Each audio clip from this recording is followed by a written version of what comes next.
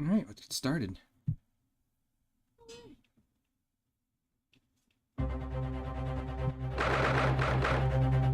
'18th of February, 12:52 p.m., the Old Bailey, Defendant's Antechamber.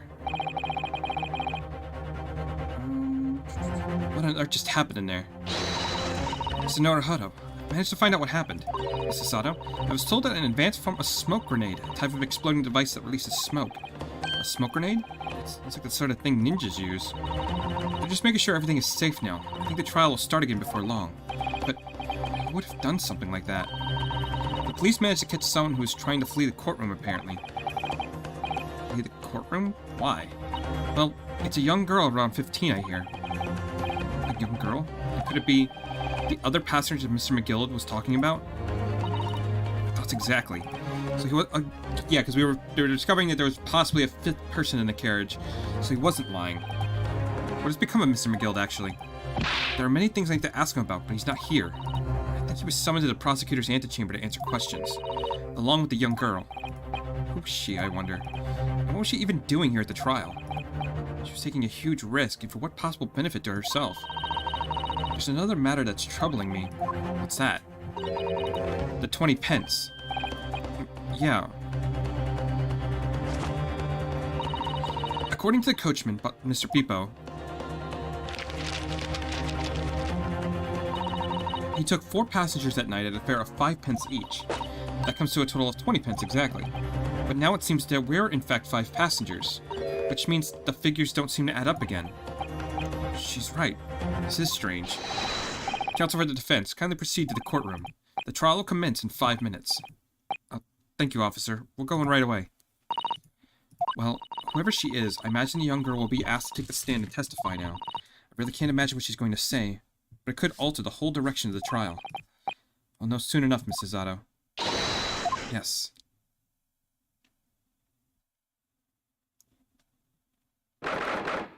'18th of February, 1 p.m., Old Bailey Courtroom.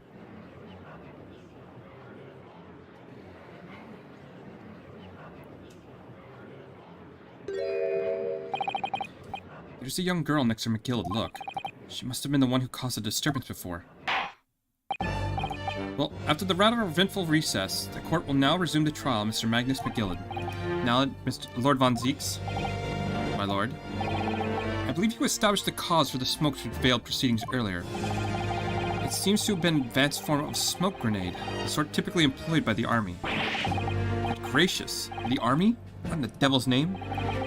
It was an elaborate attempt by the young girl to cloak her escape from the public gallery. She was caught, and now occupies the stand. Your name, girl? Are you responsible for the smoke grenade which induced such pandemonium here in my courtroom? What is the meaning of this deplorable behavior? If I may, my lord. Yes, sir, yes, Mr. McGillard? I think perhaps I ought to explain here. Why is it that Wee Lass was here in the first place, and why she tried to bolt like that? It is all tied up with the events of that night, so it is. Very well, Mr. McGillard. Give your testimony. You will explain to the court exactly how this young woman is involved in this case. Just what did happen that night? Nothing. It's not like a defense lawyer needs that information or anything.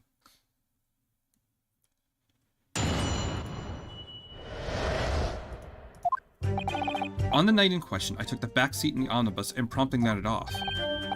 Then, Bagora, a loud thud and wee scream woke me up from, with a fair start.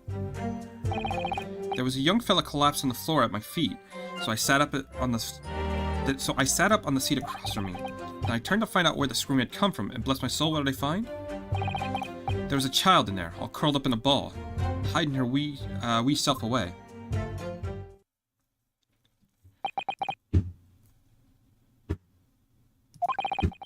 I remained somewhat baffled, I confess, but from what I gather, on the night in question, this young girl was indeed riding in the omnibus. Is that correct? It is exactly as the defense counsel said. The last was the 5th passenger, my lord.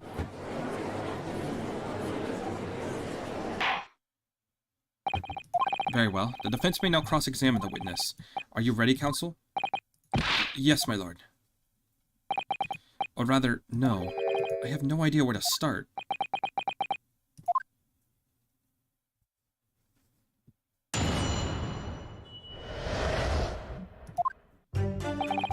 On the dining question, I took a back seat in the omnibus and promptly nodded off. I think that's a fine statement.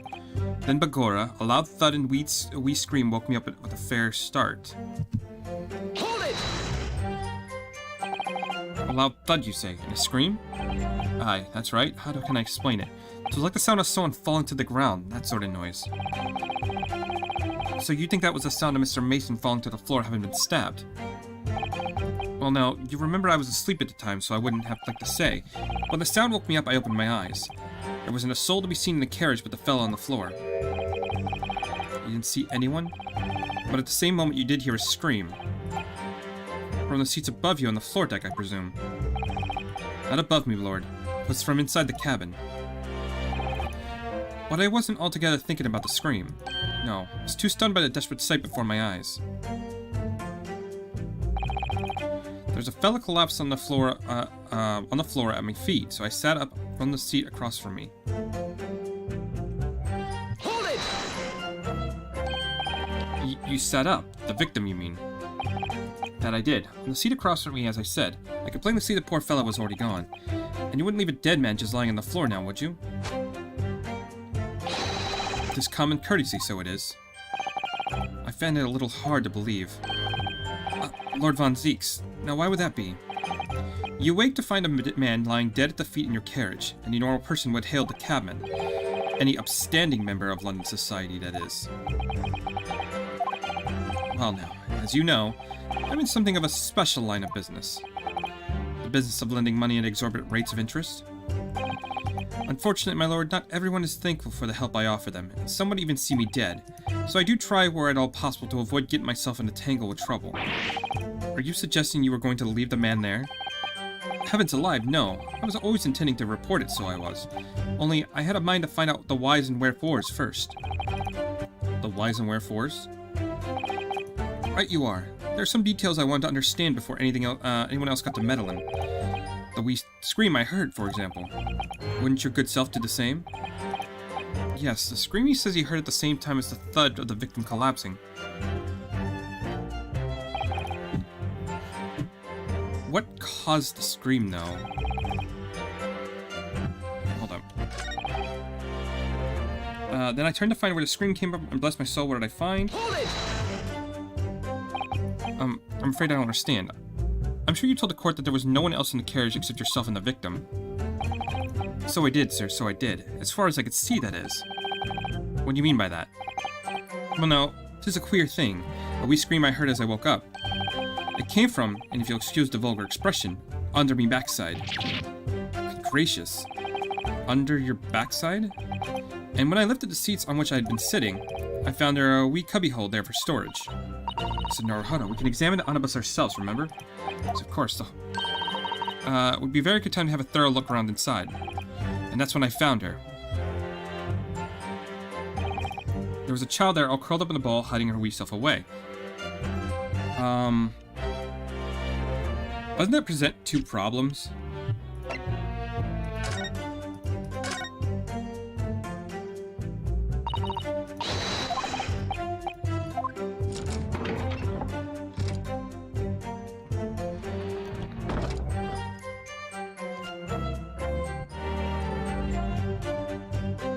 Also, why is this blood brighter than that blood? Hold on. That's blood, isn't it? Is something wrong? It's just, well, the blood stain is so obvious, that's all. And yet, Lord Von Zieks made no mention of it. I suppose that does seem a little strange. Why do I have a bad feeling about this? Like, that's a lot brighter red than this one, right? Maybe it's like, you know how the brain, it's like because the color that it's on, it would be like the same exact color because the color that's on it is different. Maybe. The seat looks reasonably soft, but it's rather hard when you sit on it. It's only just wide enough for two gentlemen to side. Okay, of course, an English gentleman would be dressed in such finery. It'd be quite impossible for her to climb on the roof deck, so she would be seated in here. Okay, well, first off, we were checking the cubbyhole he mentioned, right? The seat has a handle, it seems. I lift up. the storage compartment, but nothing's here. It's totally empty. Wait a minute. Something doesn't seem right here. I can't put my finger on what it is. This was full of stuff before. I remember. I mean, it's been a couple days, but I distinctly remember. Okay, so the two problems with this statement is... A...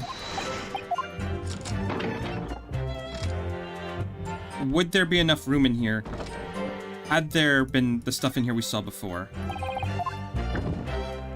And then, how the fuck... where did the scream come from if he was seated on the seat, right? What would she scream about?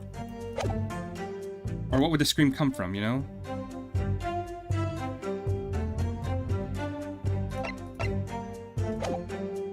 Press the statement just a little bit more so I get... maybe there's more detail. He said she was hiding herself. Aye, that's right. It was hard to see in the dim lamplight, but she was all curled up in a wee ball when our eyes met. And my heart nearly stopped beating in my chest. He's really overacting this. Still and all, I pulled her out from under there and sat her on the seat opposite so I could have a chin wag with her. The seat opposite? That's right, just next to the dead gentleman there. You sat this young girl next to the corpse, sir. Well, as I'm sure I mentioned, a gentleman in my position can too often find himself in mortal danger. So, I need to find out just who this urchin was, you see. And while I was in the middle of talking with her, I heard another scream, a fellow's voice this time. Presumably the scream was Mr. First, who was sitting on the roof deck seats. Right you are again, I would say, sir. Looking down to the skylight, he must have seen this young girl and the gentleman with a knife in his belly. In other words, the previous witness did not in fact see you at all, Mr. McGillen.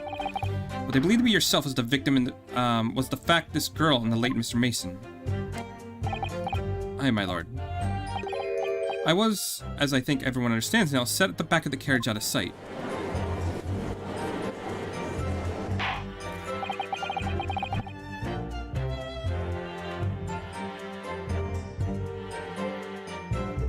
It's certainly plausible. The defendant is somewhat diminutive in stature, and readily confused, perhaps, with this young girl. After that, of course.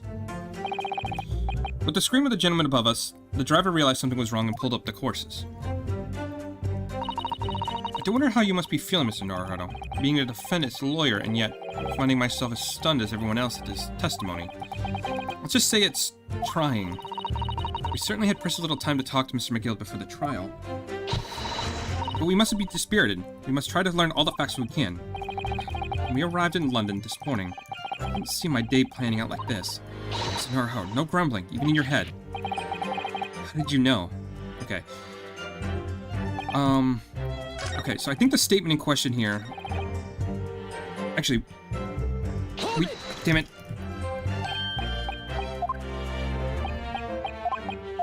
I need to press all the statements. Maybe... But I think the...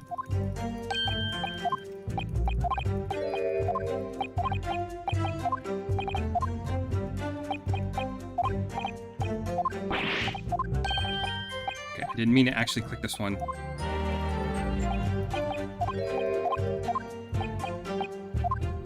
Okay. Let's go to the first statement, because I think it's the only one I didn't press.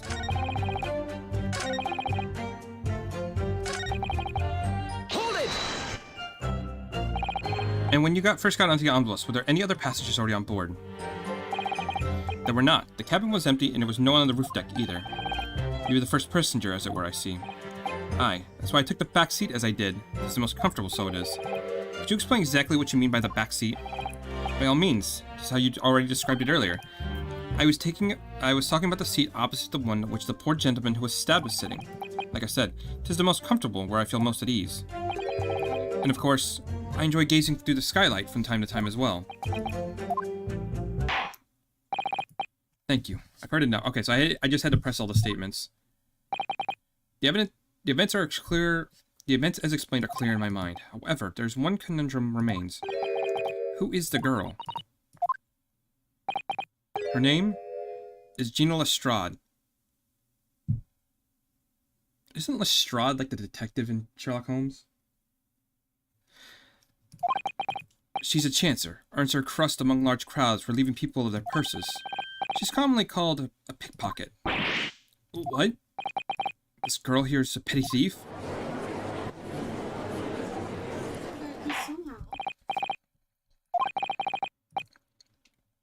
Is this true, Miss Lestrade? Miss Lestrade, you will answer the question. How dare you? What is the meaning of this? The girl, she's gone. Open your eyes. I'm over here. Good gracious, how? What was the point of that little sidestep? I know what you lot are thinking. Grown-ups are all the same.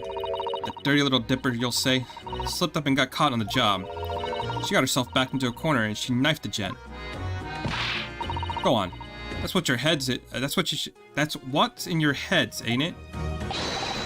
No, not at all. This is a court of law. We're here to determine the truth, not cast.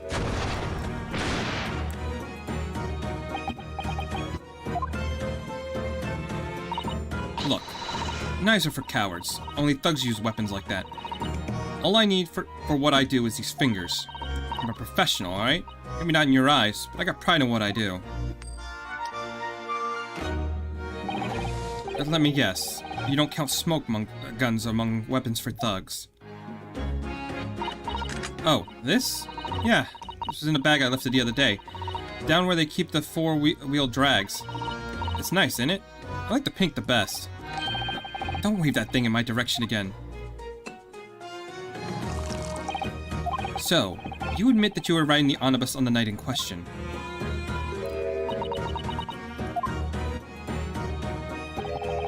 It's alright, lass. You can tell them the truth now. Alright, yeah. It's just like the Irishman said. The court accepts this girl, Miss Gina Lestrade, as a valid and significant witness in this case. Accordingly, young lady, we will now hear your testimony, if you please. You will tell the court exactly what happened on the omnibus in the night in question. Alright, if I have to.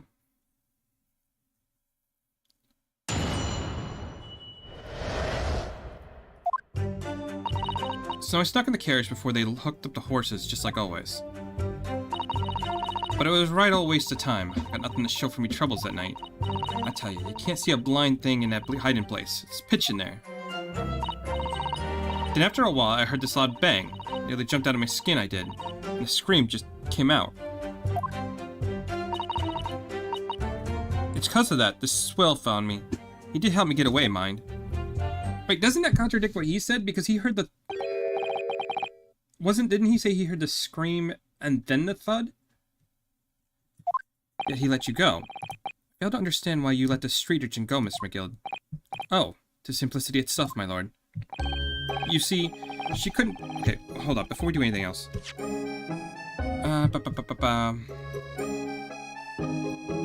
Okay, no, I can't go back in time enough, but I could have sworn he said he heard the scream first and then the thud. But she's saying it's the other way around. You see, you couldn't possibly have killed the other passenger. I know that for a fact. How? As I'm sure I said before, sir.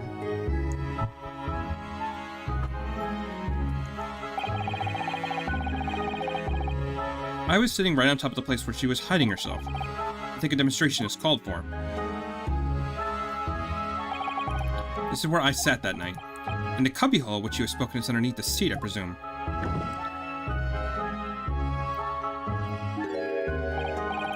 Yes. It does appear large enough to accommodate someone of the girl's stature. Aye, but of course, the wee lass was stuck in there, because I'd parked myself on the seat for the duration. Ah, so you see, that's why I let the last bolt. I knew that if the police found her there, they'd automatically assume she'd done it. But I couldn't live with myself. The young life was ruined when all of a sudden when all the time I knew she was innocent.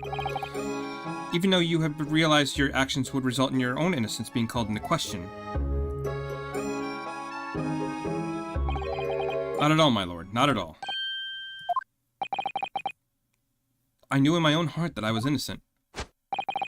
So I thought it was worth taking a punt to my own good name for the sake of the less fortunate lass. My goodness. What a perfect gentleman. My lord, this fine example of a man can't possibly be guilty of a heinous crime like this. I'm ashamed myself for ever doubting you, sir.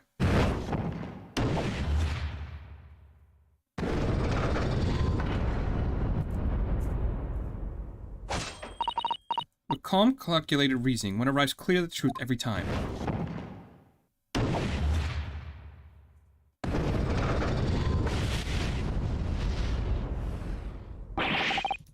It's alive. All six members of the jury consensual in their leaning to the verdict of not guilty. Mr. Naruhodo, this... Well, it must mean what?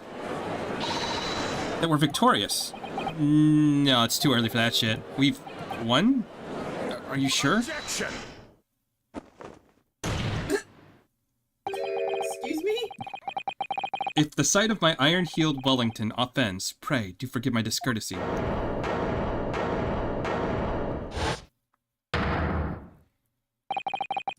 This really is a consummate example of the one monumental flaw in British judicial practices. Where evidence and reasoning should be paramount, emotion rules the day. Emotion? The witness's latest statement gives us a clear insight into his true nature. What do you mean, his true nature? Do you really think Scotland Yard would have made such a glaring omission? After the incident, the omnibus was comprehensively searched by the officers of the police. Obviously, the interior of this cubbyhole, as the witness put it, was included in their investigation. The compartment under the posterior seat was full of coachman's belongings. It's noted in black and white here in the police report. Good lord. The evidence has been tampered with. In order to corroborate Mr. McGill's story, someone has unlawfully removed everything from under the seat.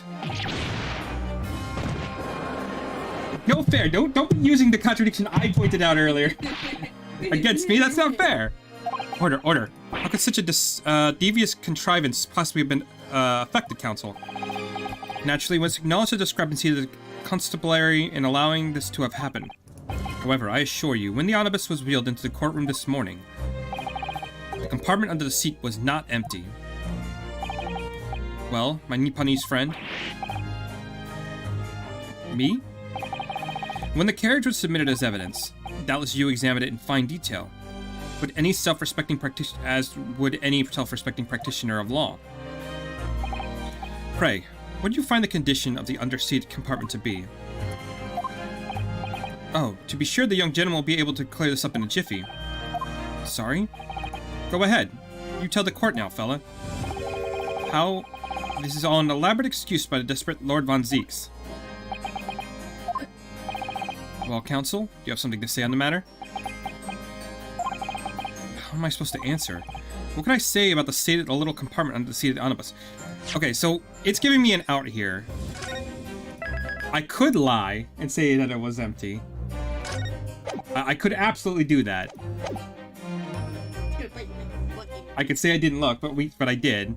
It wasn't empty. I really don't know if giving this answer is helping my case as a counsel for the defense, but as far as I remember at least, when I first examined the compartment, I'm fairly certain there was a number of articles inside, yes. Are you sure, counsel? Bewist. What are you saying, you daft daw? I thought you were on my side here.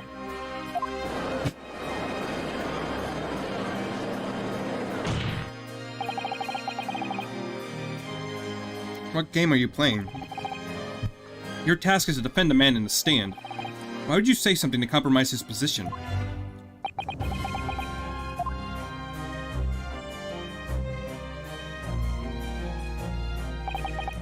As the advocate for the defense in this trial, I confess I'm not entirely sure where I stand, but it seems to me that I should state what facts I know as clearly and honestly as possible. Interesting. It's not altogether pleasing, fella. I'm simply telling the truth, Mr. McGill. Well, don't forget you're supposed to be representing my best interest here, lad. Now then. Bella's memory is a curious thing and not altogether reliable, though the court must consider the facts. Their cubbyhole under the seat is as empty as the devil's heart, so it is. Do you think perhaps it would be in your best interest now to admit you might have been mistaken? Why do I feel like something's not right here? I should like the jury to weigh in on this matter, I think.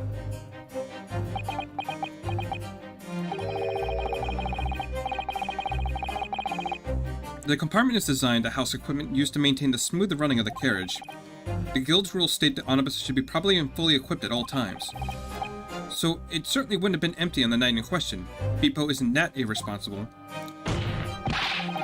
That money-lending fleecer and the pick-purse are lying.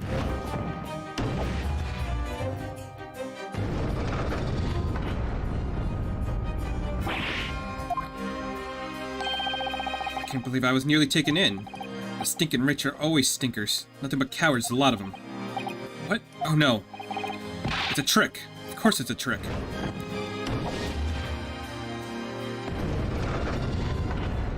And now it's starting to go the other way. Fuck! Quite so. I might concur here.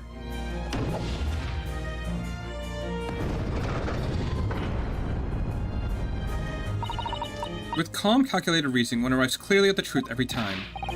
But every time's a different truth, it seems.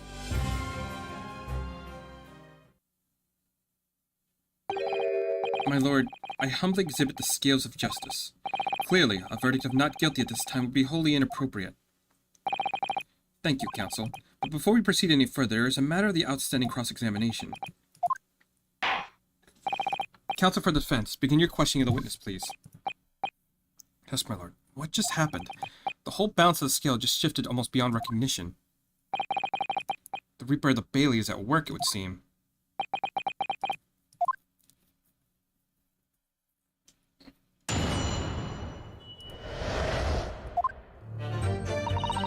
So I snuck in the carriage before they hooked up the horses, just like always. You mean just like always? So you were already in the omnibus before it even set off on its run? But yeah, I mean, what's the point in spinning the jolly to make a few bob, eh? It's a rum idea, isn't it? What the fuck kind of... I suppose she means there's no point spending money to make money. It actually makes sense. Counsel, may I remind you that the girl is a petty thief? Kindly refrain from entertaining her tenants. Well, that does clear up a little mystery of the fares and all. 4 paying passengers at 5 pence apiece, making 20, to which the cabin testified. And 1 little scapegrace riding for free. The red conch of a driver always goes for some grub before the last run, see? So that's why I slipped in the carriage and got myself hidden under the seat. Nice and easy, right? But your hiding place is a storage compartment, full of equipment for the coach, no?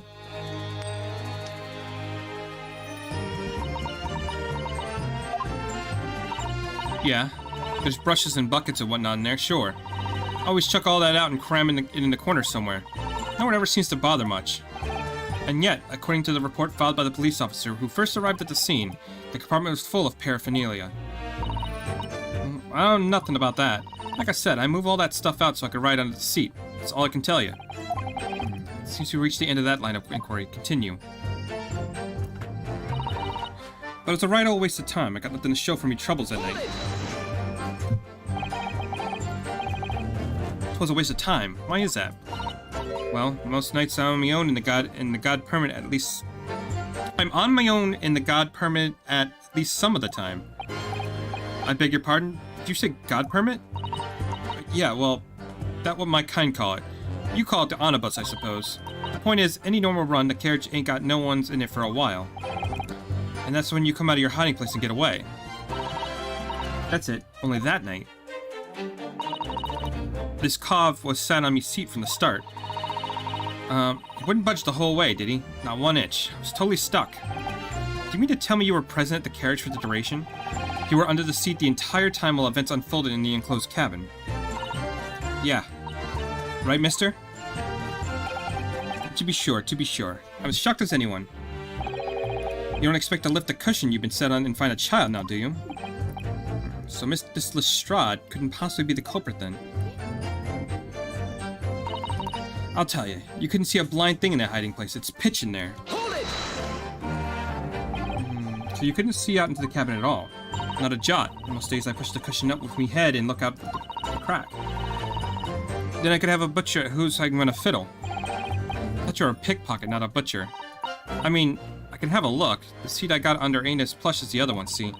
So most of the time the passengers plant themselves the opposite. But for some reason that night, this here Irishman spent the entire journey right over me head. And for that reason, you were unable to push the cushion up to peek out, I see. Truth is, I ain't too happy in small dark places. I feel too much like being thrown in a clink. It's the only place to hide in them carriages, so it's Obson's choice. Why didn't she just stick to picking people's pockets in the open then? I said there's some reason she's not letting on, judging from her demeanor. So anyways, like I was a bit scared and I had to stick it out under there. Nothing else for it. Then after a while, I hear this loud bang. Nearly jumped out of my skin, I did, and the screams just came out. Oh, I didn't press her on that.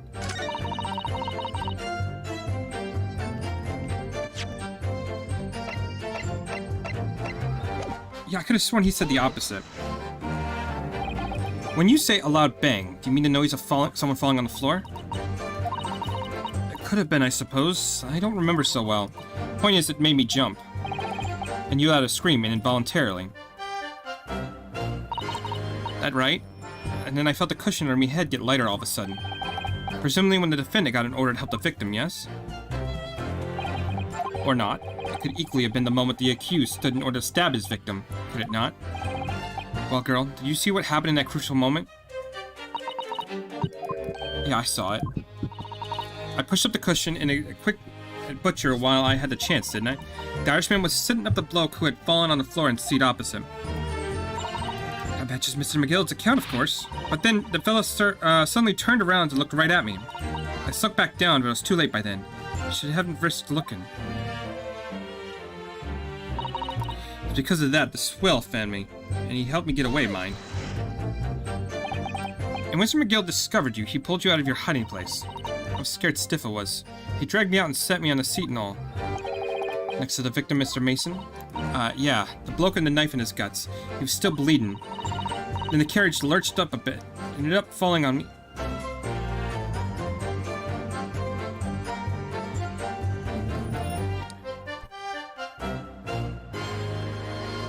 I'm thinking here for a moment. Could it be possible that Mr. Mason was going to kill Mr. McGill? We have it reversed. Mr. Mason would have killed him. Maybe there was some turbulence and he stabbed himself, causing him to fall over? And then that would have caused... He fell over, that woke up Mr. McGill. He sits him up. Everyone thinks it's a murder when in fact... You know what I mean? That would explain all the that would explain everything. The carriage lurched up a bit, ended up falling onto me. How awful. Both my hands got covered in blood. Wait. Sorry, what? As I was thinking, I didn't read this again. Yeah, the bloke had a knife in his guts and was still bleeding. Then the carriage lurched a bit and ended up falling onto me. How awful. Both my hands got covered in blood and made me feel sick as a dog. Both her hands were covered in blood. It's been what the rooftop passenger saw. After that, I believe you talked with Mr. McGill for a while, is that correct? He asked me some stuff, wanted to know my name and what I was up to and all that. And then I heard something from up above, someone screamed. It was Mr. First on the roof deck, one would presume. I didn't want no one seeing my face, so I didn't look up. And then the horses were drawn up smartish, and this here Irishman says to me, "Get back under the seat. I'll see that you can get away later." All 6 members of the jury have decided the defendant was innocent. For one brief shining moment, yes. It's clear that they were all still very unsure. We could just find some conclusive piece of evidence among this new testimony. We might cinch the verdict we want. I think you're right. I had this niggling feeling. Something's bothering me. I can't quite put my finger on it. Okay, so there is some inconsistency here.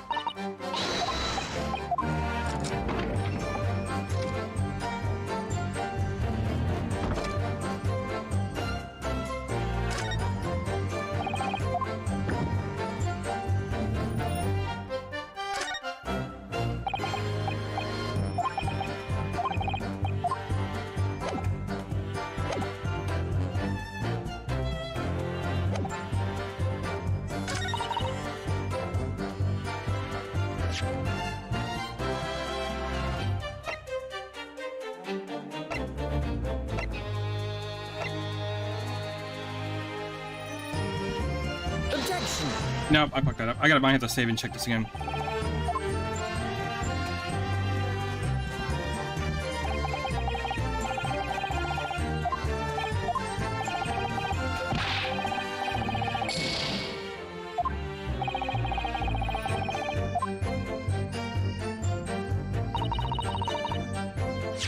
Okay, I'm gonna go ahead and save. Because I'm not understanding what the contradiction is at this point. I think, overall, what this is going to lead to is that Mr. McGill was seated in the back seat, and at some point in the ride, Mason gets into the carriage.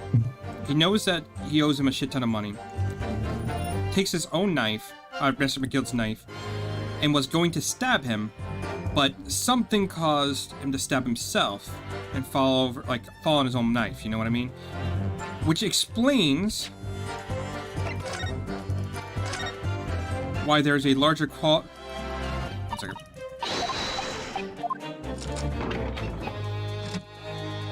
It explains why not only do you have a larger. If I can actually look down there, please, thank you. A larger quality of blood down here than on the seat, because this is where he primarily was bleeding out first, and why it's a lot brighter. Yeah, we had this completely backwards. But I don't.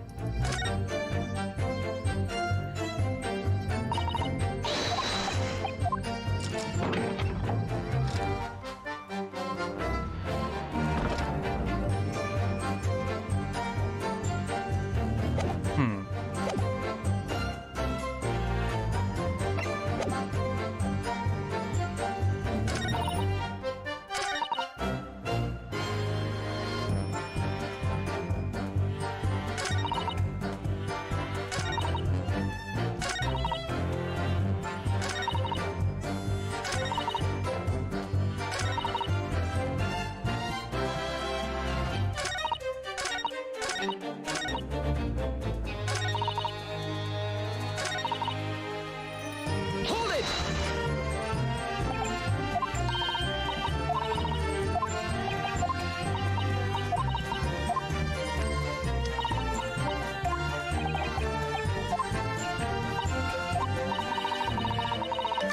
Well, no.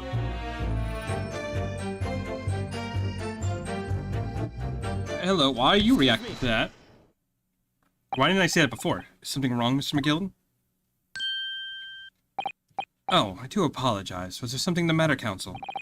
I'm just wondering if Miss Lestrade's last comment made something occur to you, perhaps. You seem to be thinking of something to yourself. Oh, no, it was nothing important. I was feeling bad for the poor lass is all. I remember feeling desperate myself as a young lad, shut up in the dark. It was terrifying, so it was. I see, yes. I'm sure we can all sympathize. I'm still scared of the dark now. I don't know about Miss yourself, but I find the darkness seems to make everything here seem a bit much louder as well. Yeah. I suppose it does, maybe. Miss Lestrade? Did you hear something that night? Anything? An unusual noise, perhaps? Nah, not really. All I could hear was the Irishman snoring. Jabers. There's no need to tell the whole world about me foibles, my little scrap. What a pity. If only Miss Lestrade heard something, it might have given us a vital new clue. What should we make of that last statement of hers? It's pretty fucking significant!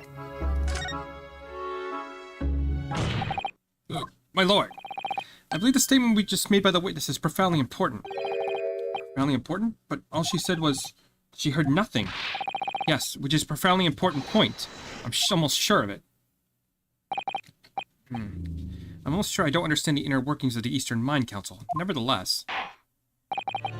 Miss Gina Lestrade, you will supplement your formal testimony by repeating that last statement, please. Oh, supplement? What are you on about?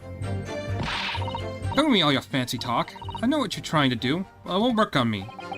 That's right, insult the judge. Always a good move. Okay, so she says she didn't hear. I was straining my ears to work out what was going on, but I could hear was snoring.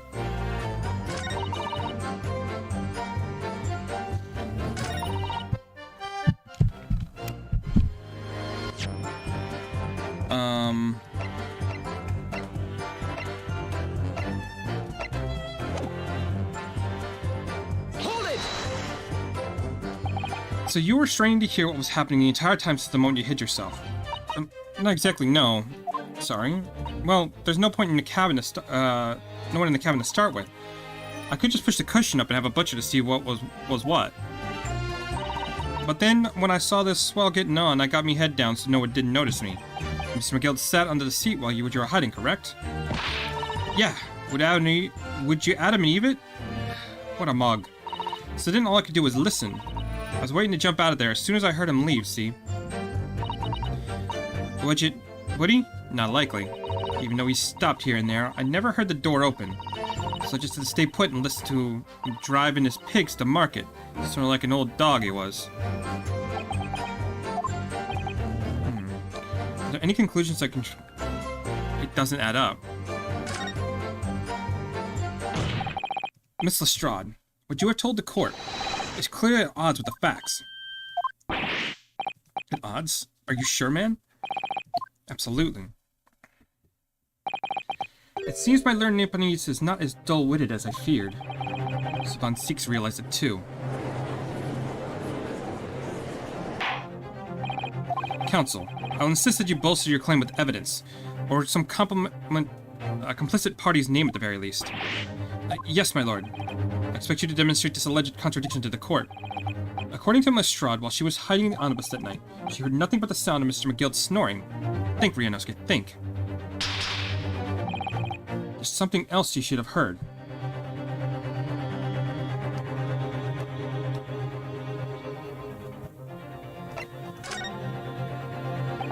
Very well, my lord. Allow me to elaborate.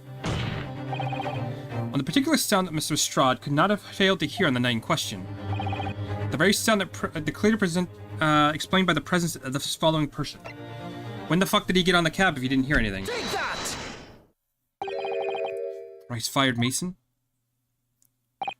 Yes, my lord. The sound that Mr. Lestrade could not have failed to hear is that of the victim, Mr. Mason, boarding the omnibus.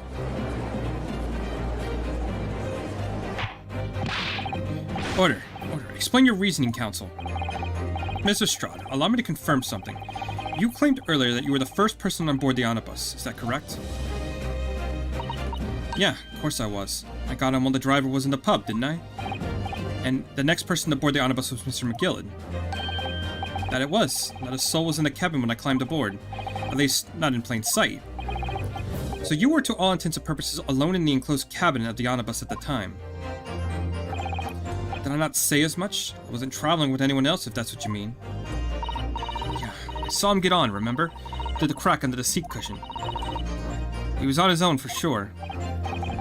And from what we've heard, the carriage made a number of stops after that on its own onward journey. During which time, did you not hear the door opening or closing at all? Nah, I never heard it. That's exactly what I was listening for, weren't it? Waiting for this swell to leave? In which case, when and how did the victim end up in the carriage?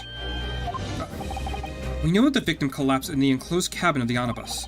Therefore, Miss Lestrade's statement about what she did or did not hear is clearly at odds with the facts.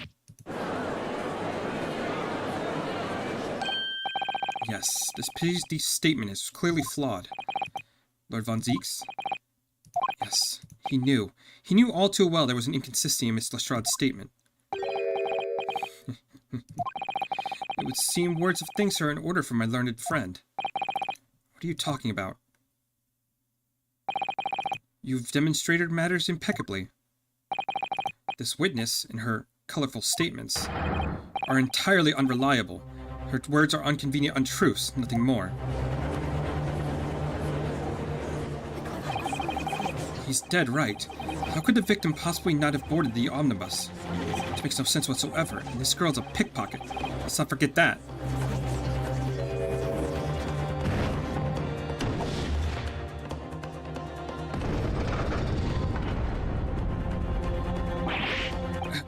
She didn't even say anything. I didn't want to judge the dear little mite just because she's some rather naughty ways. But I must say, I can't abide liars. And neither can I. Mr. Foreman? I didn't want to judge the girl just because she had less than laborious ways. But I must say, I cannot abide liars. You're just repeating everyone else.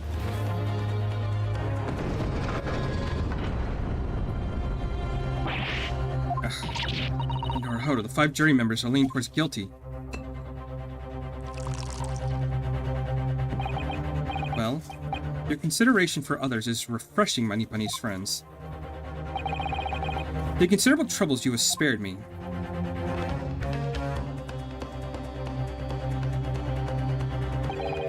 Yes, very refreshing.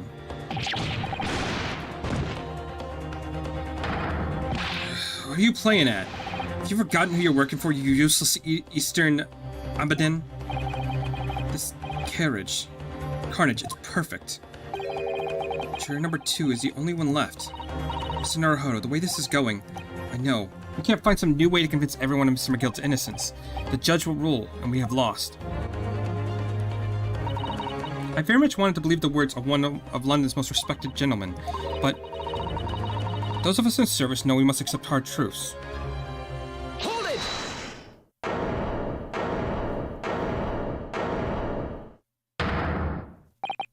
Yes, the witness's last statement seemed to have revealed a critical inconsistency in her story. However, if we consider the possibility that her statement is in fact the truth, it may shed light on an entirely new light on this whole case. What are you saying? Counsel? I'm sorry, sir? Whatever do you mean? Counsel, I will not tolerate you attempting to prolong my adjudication. Explain yourself at once. When the accused boarded the omnibus on the night in question, the victim was nowhere to be seen. Subsequently, the carriage door was not heard opening a single time, as testified by the witness in the stand. And yet the victim's body was found inside the carriage. If this petty thief's words are to be believed, then how do you explain the victim's miraculous appearance inside the cabin of the omnibus?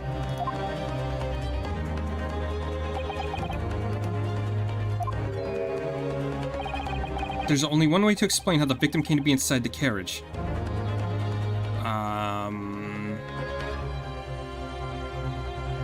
There's another entrance. If the door wasn't open even once, the only explanation is the victim entered the enclosed cabin some other way. Objection! I wonder what your new fantasy you would come up with in your blind panic. But behold, the omnibus is here for all to see. Only one side of the enclosed cabin is furnished with a door. The other has only windows. Fixed windows, which cannot possibly be opened. In short, there is no entrance to the cabin other than the door. But there could be. There's one possibility you haven't considered. Oh, really? Yes, one other way inside it isn't a door. Another opening of which would allow the victim to appear inside the enclosed cabin. Alright, counsel. The defense will identify the location of the court. Here is the omnibus on which the incident occurred. Where on earth is the entrance by which the proposed victim entered the cabin? Okay, well this shot my theory in the fucking foot, so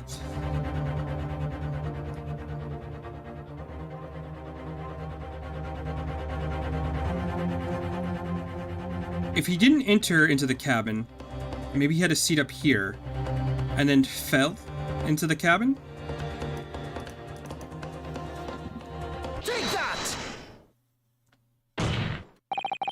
Answer is obvious. It could have only been the skylight. I say, the skylight? Objection! Your ludicrous proposal almost has me lost for words, however. The skylight may be large enough for someone to pass through. Objection! So you claim. Do you have a shred of evidence to support your addled-brained theory? Both Mr. McGill and Lestrade have said the same in their testimonies. They each claim to have heard a loud thud, such as a noise made by someone falling to the floor. Yes, which has already been explained as the sound of the victim falling from his seat, having been assaulted with a dagger. As it has, but would a man slipping from the seat of the floor really make such a loud noise as the witness has described? A noise loud enough to cause Miss Strahd to let out an involuntary cry, in fact? Good gracious. Perhaps, in fact, this is the moment the victim made his entrance into the cabin. No, let me rephrase that. The victim didn't enter the cabin as such. He fell into it. Objection! You're now suggesting that the victim fell from the skylight into the cabin. That's simply impossible. How can you be so sure? Because if the victim had fallen inside through the skylight as you say, the passengers on the roof deck would have seen it happen. And yet, not one person made mention of such events in their testimony. Well, yes, that's true, but...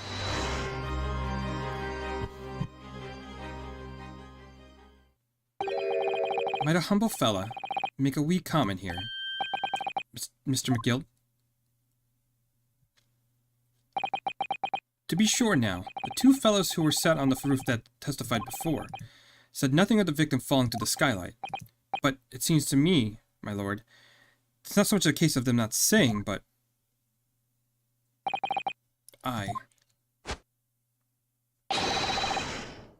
It is a case of them being unable to say. What? I think perhaps the two fellas to be having something of a compelling reason not to mention what happened.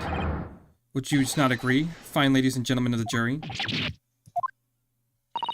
Oh my goodness, surely not. Those two chaps on the roof. You mean the ones who stuck the knife in the man were...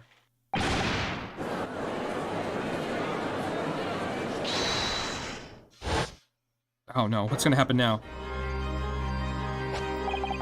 Just what exactly are you insinuating here, you blitherer? You rotter, he said. You rotter! What are you insinuating? This is a flaming outrage. I have a good mind not to give you a blinker in a minute. I'll give you a shiner in a minute, he said, and so will I. Mr. Fairplay. Out of curiosity,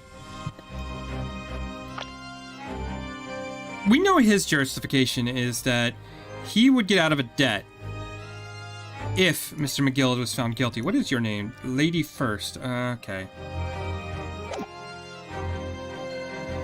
You're effectively accusing me, a city gentleman and a well-respected banker, and me, a very angry hatter, suggesting that someone like me could have stabbed the man in the guts. It's a disgrace. It's scandalous. I protest. I protest in the strongest possible terms. That's right, I protest too, about you, you rotten scoundrel. Order, order, order. This is not the time, witnesses. I'll not permit the wanton invasion of the stand. Return to the anteroom at once. This is beyond reason, my lord. It's outrageous. It's very hurtful, you know. My lord, if I may comment... Go ahead, Lord Von Zieks. If the defense has incited this outburst from the witnesses... It was the defense that incited this outburst from the witnesses. My learned friend has seen fit to abandon all protocol and accuse the witnesses without proof. Accuse? I never intended to. It seems, young Nipponese, that your command of the English tongue is wanting. You propose to this court that the victim fell to the skylight from the roof deck of the omnibus. This hypothesis cannot possibly stand without the rooftop passengers being aware of the events. You have branded these gentlemen liars. You have intimidated their criminal guilt. In our British Court of Laws, this is what is termed a baseless accusation. I know it was rash to put the idea forward without any actual evidence, but you cannot just dismiss it without a second thought. What are you wasting time for? Get him to testify. I thought there was something fishy about that hat from the moment I laid eyes upon the fellow. I have to see this matter through now, one way or another. If there's filth and rubbish in our midst, we must dispose of it at once.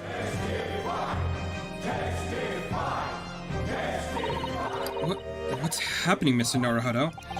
The spectators in the public gallery they're in a complete frenzy. Mr. Fairplay, Mr. First? My lord? You will take the stand again and make another formal testimony. In reference to the incident brought by the defense. Yes, my lord. I didn't come here for this. There's no time to think this through. All I can do is keep pushing forward. Yeah, this completely shot my theory in the foot, so I'm wondering where this is going to go. We were the only two people up on the roof deck, dead or alive, I could swear to that. if anything happened where we were sitting, do you think one or other of us would have noticed? In any case, neither of us knew the first thing about the victim. We had no reason to kill the man. The skylight was shut the entire time, I tell you. We couldn't have possibly opened it. If you're so sure the victim fell to the skylight, where's your proof? Okay, that fourth statement is probably the one I press. I must say that on the listening to this testimony, it's somewhat hard to imagine how either witnesses could have performed any malevolent act on this open rooftop deck without the other noticing forthwith. That's right. You see, we're innocent, I tell you. Although logically, of course, the argument falls down if the two were in collusion with one another. What? According to the investigation by Scotland Yard, these two witnesses share no common dealings. I don't trust coppers any more than I trust the stinking rich. Something doesn't feel right here. The trial is going in our favor, really. Why do I feel so uneasy? Counsel for the defense, over to you. Your cross-examination, please. Yes, my lord.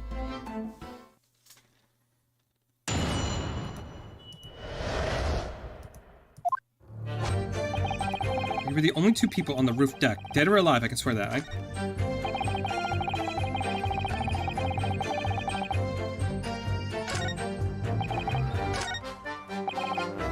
Okay, I'm gonna press on all statements. Hold it! So at no time did the victim, Dr. Mr. Mason, climb to join you on the roof deck. Absolutely not, Dickon. No question about it, he said. None at all. Oh, but yes, of course. I remember seeing them both. I saw the victim inside the enclosed cabin talking with this man here. Is that true, Mr. McGillen? Dear me, my lord. At the risk of repeating myself, I boarded the omnibus alone and nodded off inside almost immediately. It's an outright lie. Without doubt, you were engaged in... Let me stop you there, fella, and ask. Do you have any evidence at all? It's all about evidence in the courts these days, so it is. You'll do well to remember that. With my own eyes. I saw you with my own eyes. This is going so well. Yeah, I didn't think that statement was going to give us anything. If anything had happened while we were sitting there, don't you think one of us would have noticed? Well, it was on the final run of the omnibus at past 10 o'clock in the evening. It had certainly been quite dark, perhaps too dark to see clearly. Is this some kind of lark? This kind of joke, he said. Is that what it is? Or perhaps one or the other of you fell asleep briefly.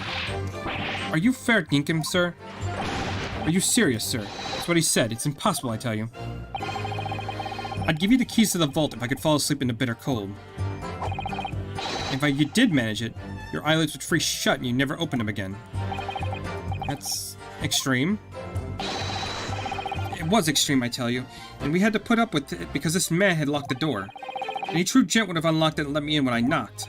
I'm dreadfully sorry about that, young fella. But you see, I was away with the fairies and I didn't hear you at all. That's a lie. I saw you through the glass. You were talking to someone. Now. It was a cold night, so it was. People do be seeing things that aren't real in the cold. It's hardly surprising. Seeing things. I believe we've reached an impasse here on this particular point. You... Don't take it personally now, lad. I'm a suspect in this case. It's only fair that you and I It is only fair that you and the other fiend are too.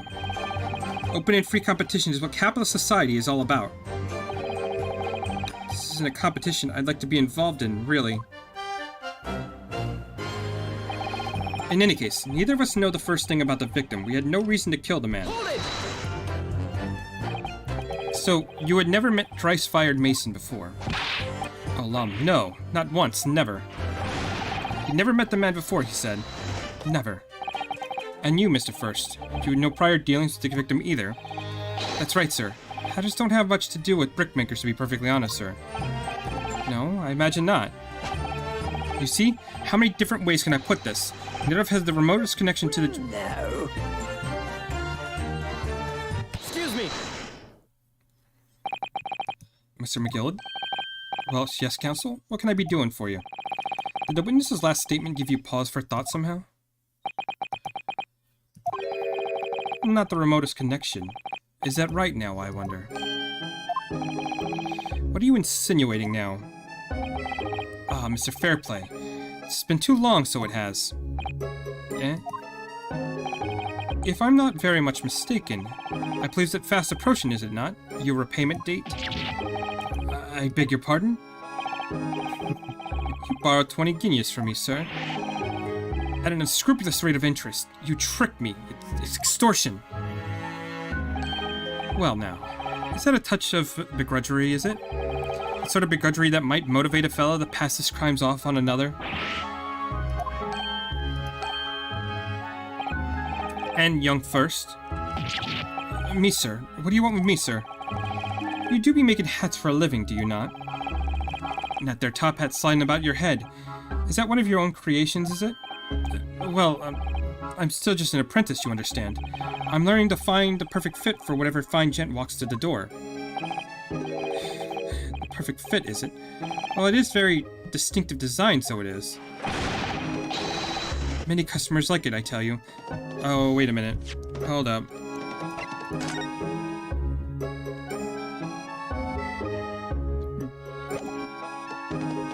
Maybe I get a better look. Nah, his hat's not quite looking the same. Many customers like it, I tell you. They like a distinctive look. Customers. Such as thrice-fired Mason. There was a photographic print of the victim submitted as evidence before, my lord. Yeah, this, you mean. I can't help thinking the poor fellow's hat looks distinctly familiar, wouldn't you say? Oh. That's one of my hats. That it is. So it seemed the brickmaker was a customer of yours. The sort of customer, I'd wager, you could find we quarrel over the distinctiveness of goods.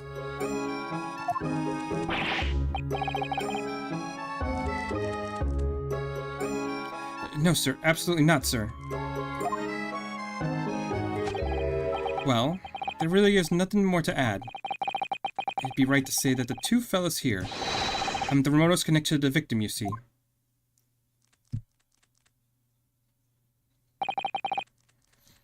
I rest my case. You little weasel. He's better at this than I am. Gosh, Mr. McGill has certainly been thorough in his research, hasn't he? Please, don't let me little interruption hold you up the proceedings.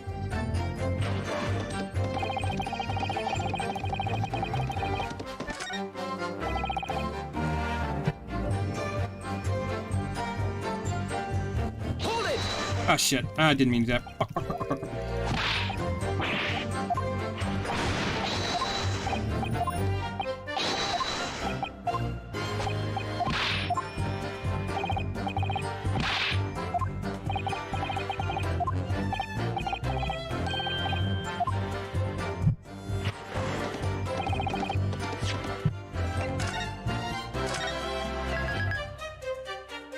Okay, so that conversation might have been a hint, but we'll continue pressing just to make sure there's nothing else.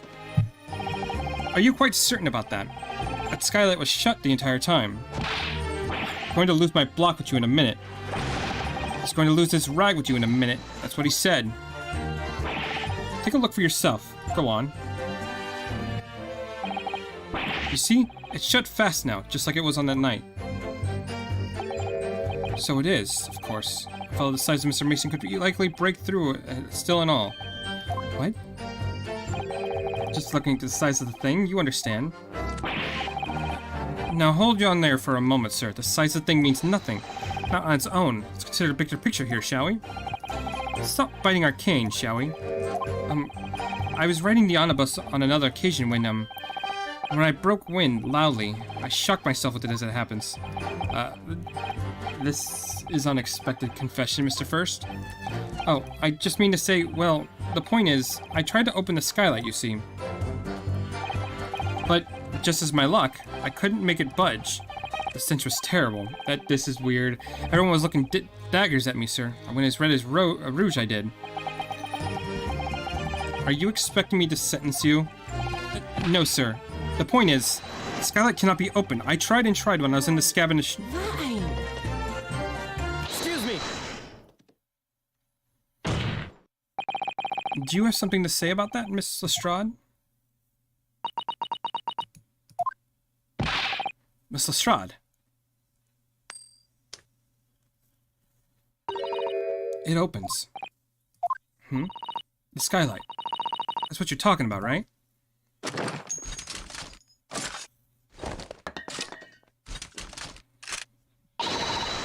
All them skylights open. That easy.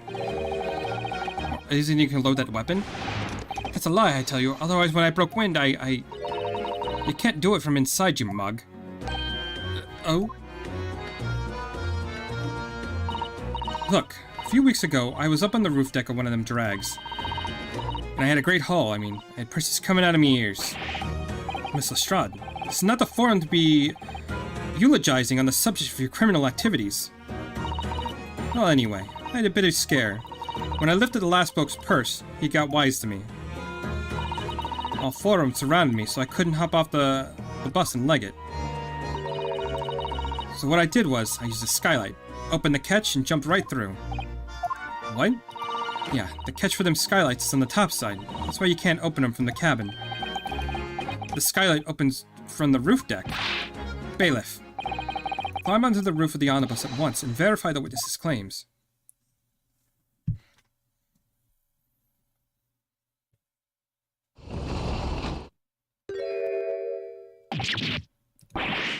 Oh, my hat. See? So, doesn't this just make my case stronger? What's gonna be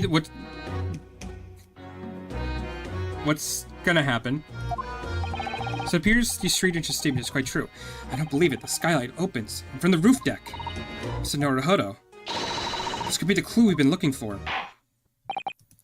Well, counsel for the defense, please continue with your cross-examination. Yes, my lord. So the skylight opens. Perhaps I should investigate it for myself.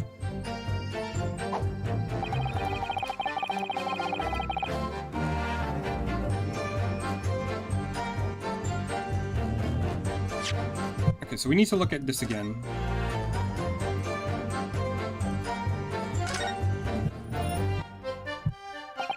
So the skylight was fastened shut before. Now the catch has been undone, we should be able to open it.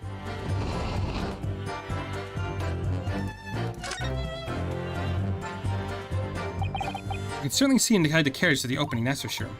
It's in a lamp in the enclosed cabin, so I'm sure the witness would have been able to see it clearly. It's not good for us.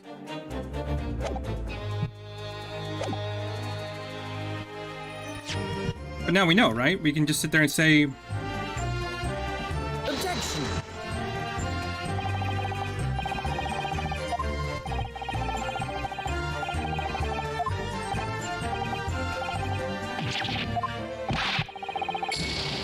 Okay, well, we fucked that one up.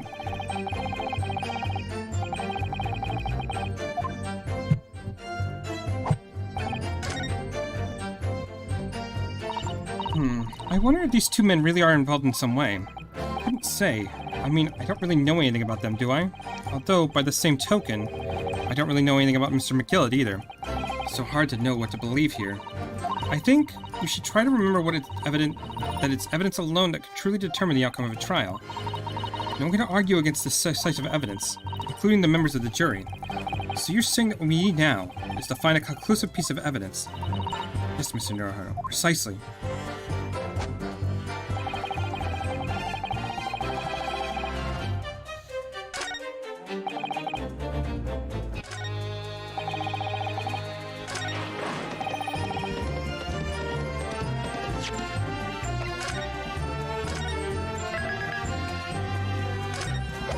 Okay, so we know this part's wrong.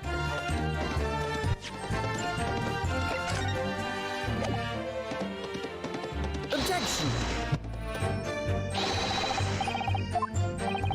What?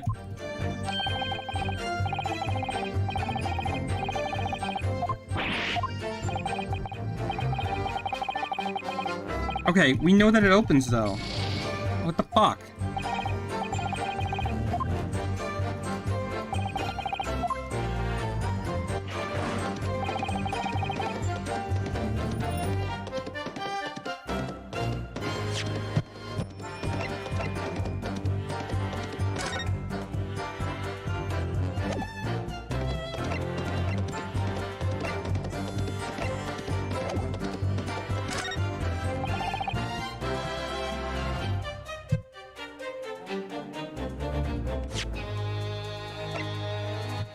Objection!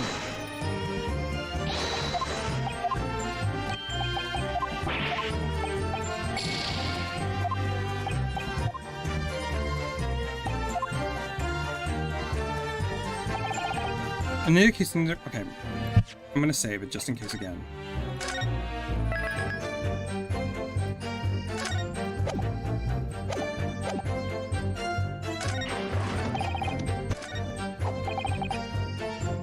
If you're sure to... Okay.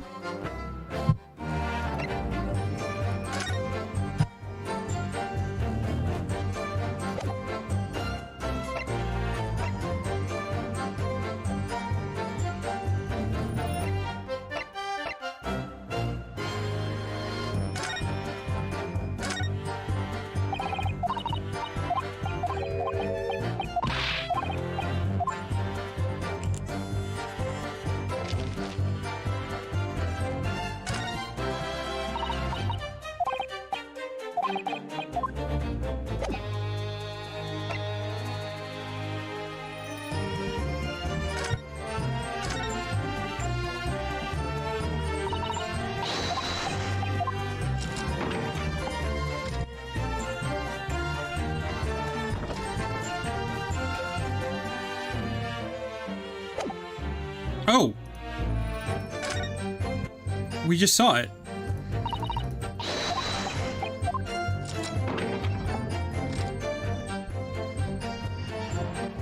Hello. Yes, it does open very wide, doesn't it? Wide enough to kick someone like you through, certainly, Mr. Naruhodo. But someone like me... What is it? Look, just here. Look at this. That's, without question, it's blood. Why would there be bloodstain there? Surely, it cannot be unrelated to the case, can it? Oh, that is sneaky as fuck.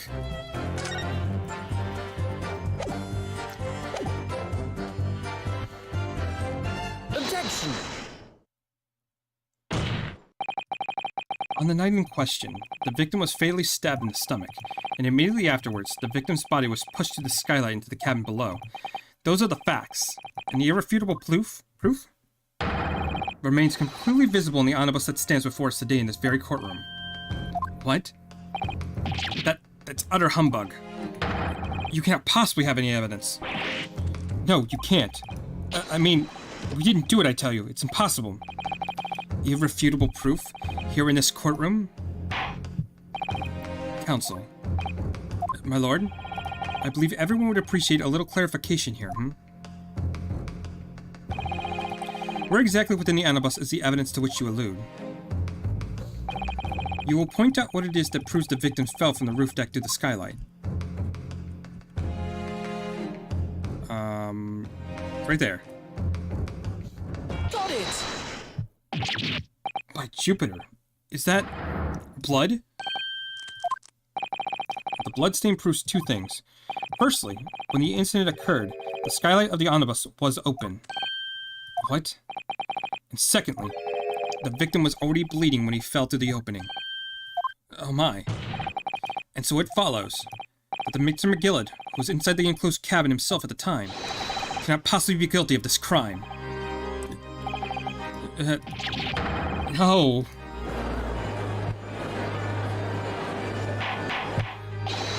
Order. But the blood could have sprayed up there when the fellow was stabbed inside the cabin. And only found its way to that particular spot in the skylight? Sure, that would be very convenient. And let's keep it in mind that the skylight catch can only be unfastened from the roof deck. I myself wouldn't have been able to open it now, would I? But... There's no way to know for certain, is there? If the gent really fell through the skylight, I mean. Why don't you have a good look at the floor of the cabin between the two seats, Mr. First? This is all too plain, if you see. It's the aftermath that shows the poor fella dropped from the fair height right there, so it is. No. But it can't be. It's all... lies! Oh, who's gonna... My fellow jury members. I think we all can agree that this is clear proof of the defendant's innocence, can't we? I believe we can, yes, sir. It's clear to me now that the filthy rubbish can be found in this courtroom. So, they could pull the wool over my eyes, did they? I won't tolerate any of the guild's carriages being sullied with blood. I won't tolerate it. Oh, I always knew the nice gentleman who gave us that delightful park couldn't have been done such a thing. On 3 then, everyone. 1, 2, 3. Objection!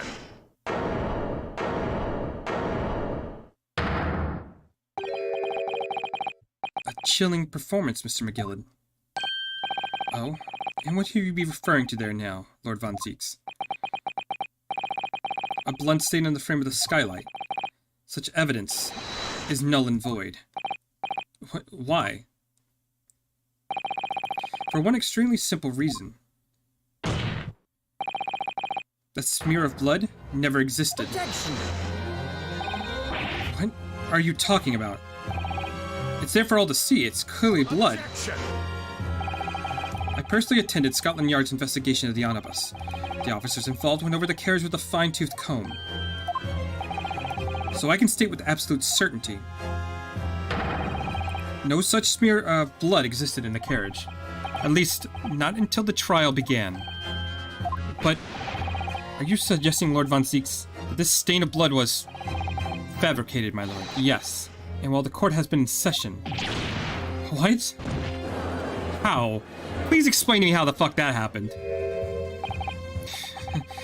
What a pavler. I must say I didn't expect such a crude reasoning from a prosecutor of your standing, Lord Von Zieks.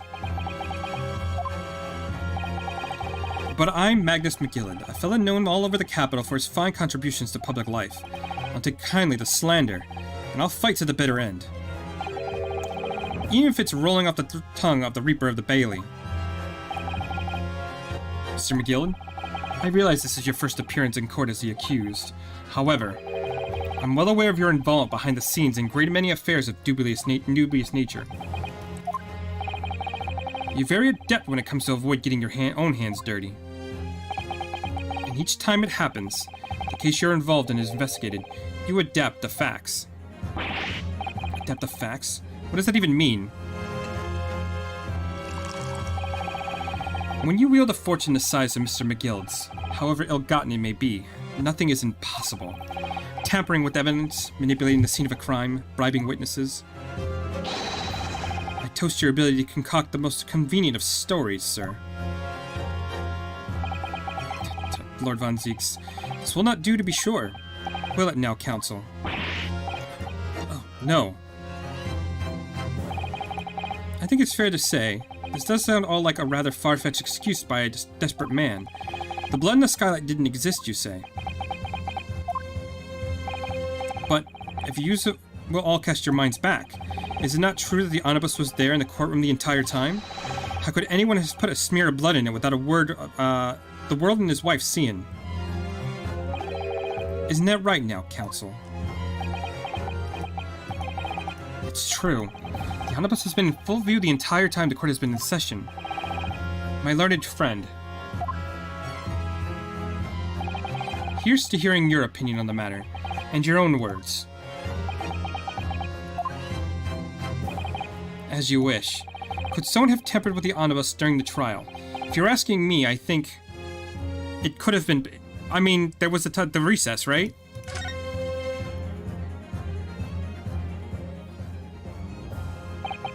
As a defense lawyer, it's my job to advocate for the defendant as best as I can, but still, I feel as though something even more important is at stake here.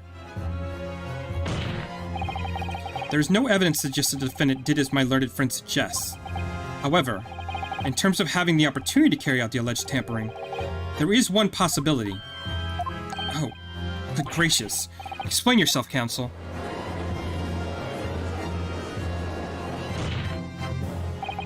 Yes, there is.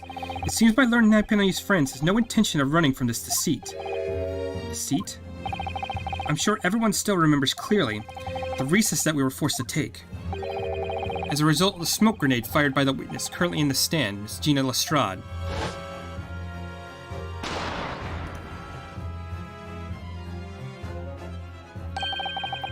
What is going on?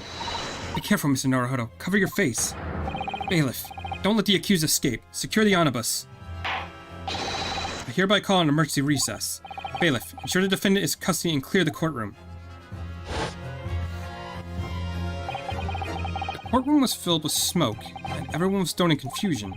All were made to evade the chamber, or leave this chamber. In that brief interval, under the veil of smoke and all the chaos, it could have been possible to steal inside the omnibus.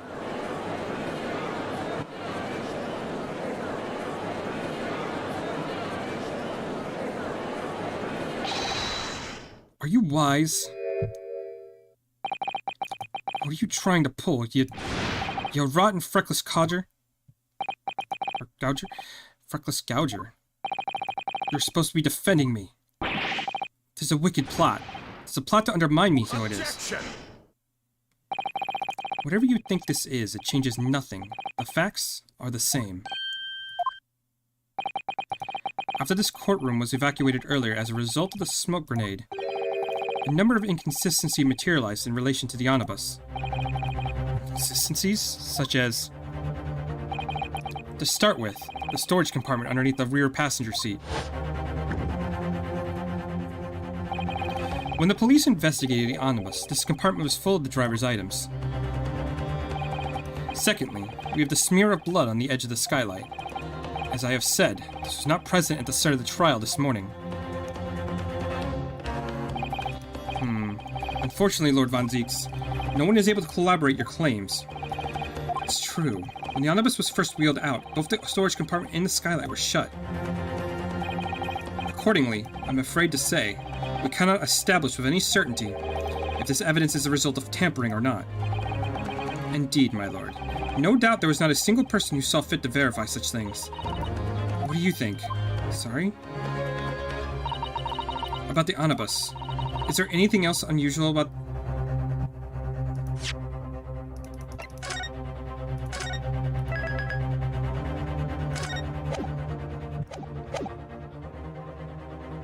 I have an inkling. My lord? Yes, counsel? There is one further inconsistency. A mark that surely could not have been present at the start of the trial. What? What the devil's names are you trying to say now? If you dare to betray me, you little maggot, you better start watching your back. Objection! Silence, Mr. McGillard. The court awaits the defense's clarification. This trial keeps swinging one way and then the other. I have no idea what the truth is and what's deception. What am I supposed to believe here? I shall have to ask you to elaborate, counsel. What exactly is the ledge mark you claim to have appeared at some point in the trial?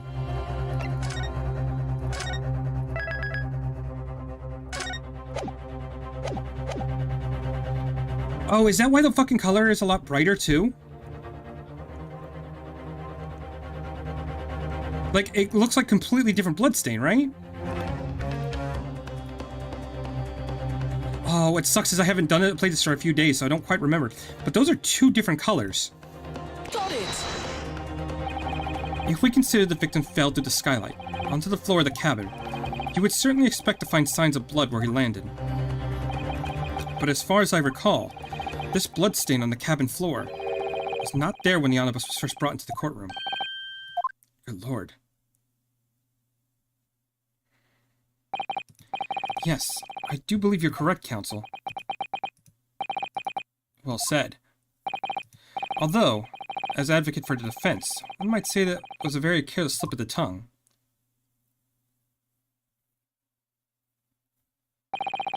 I believe that bloodstains on the floor is a decisive piece of evidence.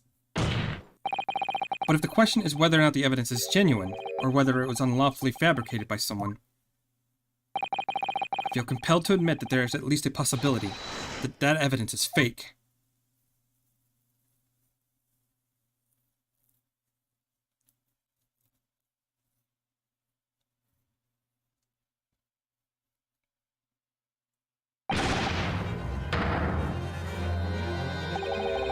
This trial is over. Mr. McGill, I've done everything I possibly can to cooperate with the court, but it is all over now. You're the defendant. It's over, I tell ye. Memory, recollection, what people think they saw, it's all a nonsense. Facts are what counts, and the fact is that bloodstain is there, now. Well, and over the course of this desperate trial, long and extremely drawn out as it has been, the good-for-nothing Reaper of the Bailey has failed to present any decisive evidence at all. I'm scandalized, so I am. I thought better of Lord Von Zieks. Well, my lord. Jesus, he's getting crazy. Did he actually do it? I must concur with the defendant. The unconfirmed recollection of an individual cannot stand as evidence. At this moment in time, the particular bloodstain in question is very much in existence, in the absence of any credible method to which to prove its alleged previous non-existence. I regret to say that it would be improper for this trial to continue. Your lordship can't be serious. Lord Von Zieks, what is your position? The prosecution, my lord, has no further witnesses or evidence to present. Where the fuck is this gonna go? Because this helps us out, no? But we can't accept this. In that case, as I believe we've explored every possible avenue in this matter, I proceed to my adjudication. As a formality, I am of course obliged to confirm with the defense first. What formality? As things stand at the moment, it would seem Mr. McGill will be found not guilty. Yes, which would mean we've won. Is that really the right outcome here? Is it really alright for the trial to come to an end now with all these unexplained inconsistencies? Counsel for the defense, your closing statement, please.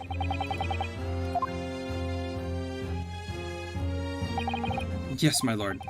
The defense believes...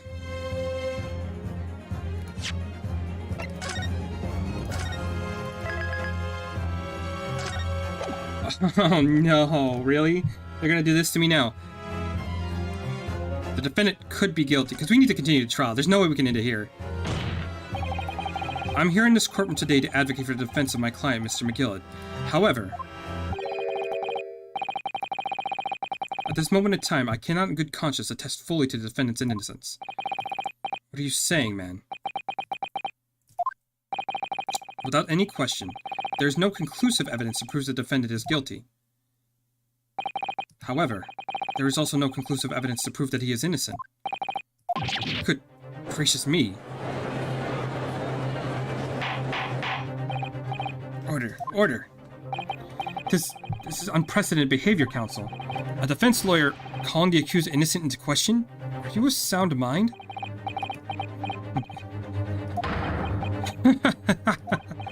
Oh, 'twas a grand decision to appoint you as my lawyer, so it was. A grand decision. What? I must say, I didn't expect quite an exciting spectacle at the end there, but still. Here, have this for your troubles.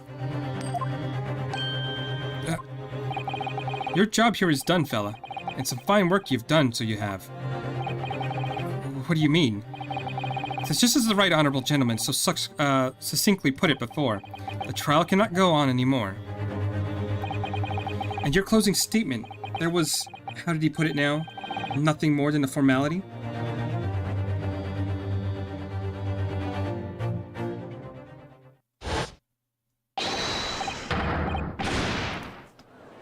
What the fuck? Is he actually guilty? Like, you wouldn't act like this, normally. I really don't know what to make of all this. Is the evidence we've seen genuine, or was it fake? His lordship would be fuming. Any unsightly rubbish should be disposed of promptly, as I said. This stinking rich are always guilty of something, you... Mark my words. I feel terribly ashamed that I ever doubted the lovely man who gave us the lovely park. None of the proceedings have unfolded in this way. I'm compelled to declare a premature end to this trial. Furthermore, the courtroom must accept the defendant's plea.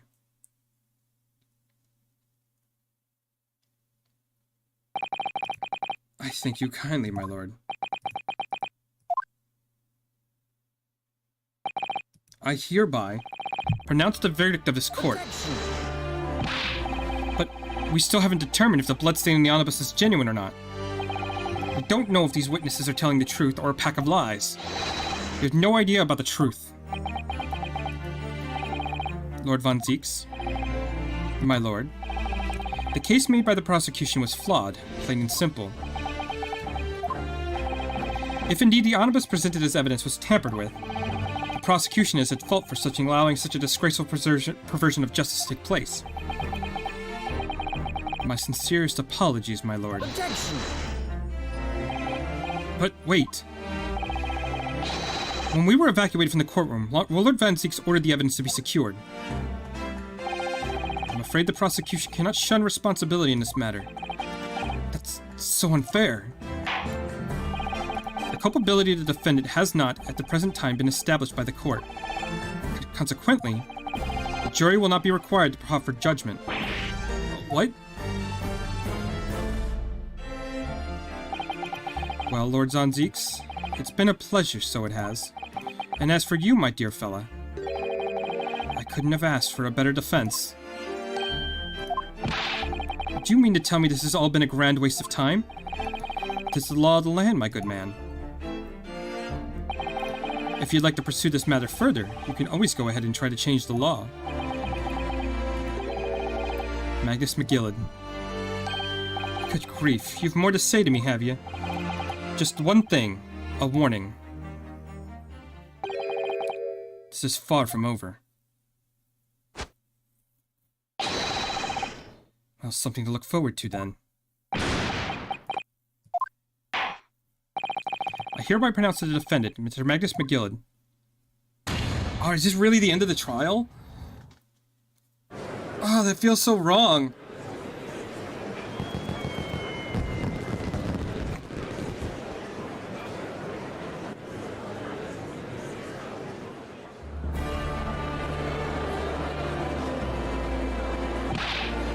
Believe it. An outrage. You should have examined the evidence more. What are you talking about? The man's been cleared. He's innocent.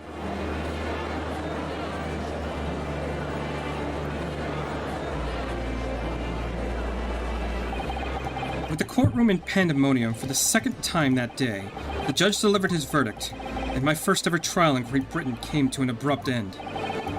The defendant being found not guilty, ostensibly a victory for us. This feels... Oh, we don't even like, objection to that? Okay. 18th of February, 5:14 p.m. Old Bailey. Defendant's antechamber. It certainly was a long trial. Yes, it was. First ever trial in foreign soil, and your first victory. It was a wonderful performance. My heartfelt congratulations. And to you, Mrs. Sato, thank you for your assistance. I suppose we should be happy. The trouble is, we're still completely in the dark about what actually happened. We didn't have enough time. But isn't it wrong? I mean, who is actually responsible for Mr. Mason's death? We don't even know that. The sole aim of the defense is to obtain a verdict that exonerates the defendant. You carried out your duty to perfection. Aye, that you did. Mr. McGillid? The girl's with him too. Well, it seems the stories are true. What stories? About the 6 enormous fireworks to be letting off when the verdicts of not guilty. I'm sure you must have seen them by now. Spectacular, wouldn't you say?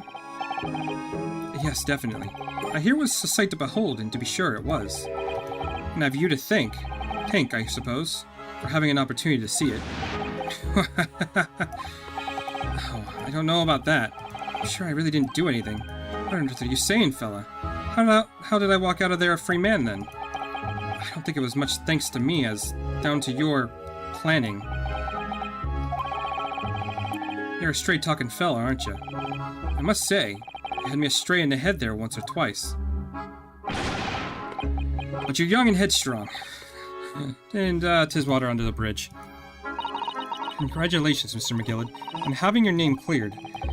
Nothing's resolved. There's only one thing that matters to me. Oh, I. They've all seen that I didn't have to do that odious and absurdant deed. 'Tis grand, is it not? I suppose it is. Now the fine fellows of Scotland Yard can take matters in hand and sort out any wee details.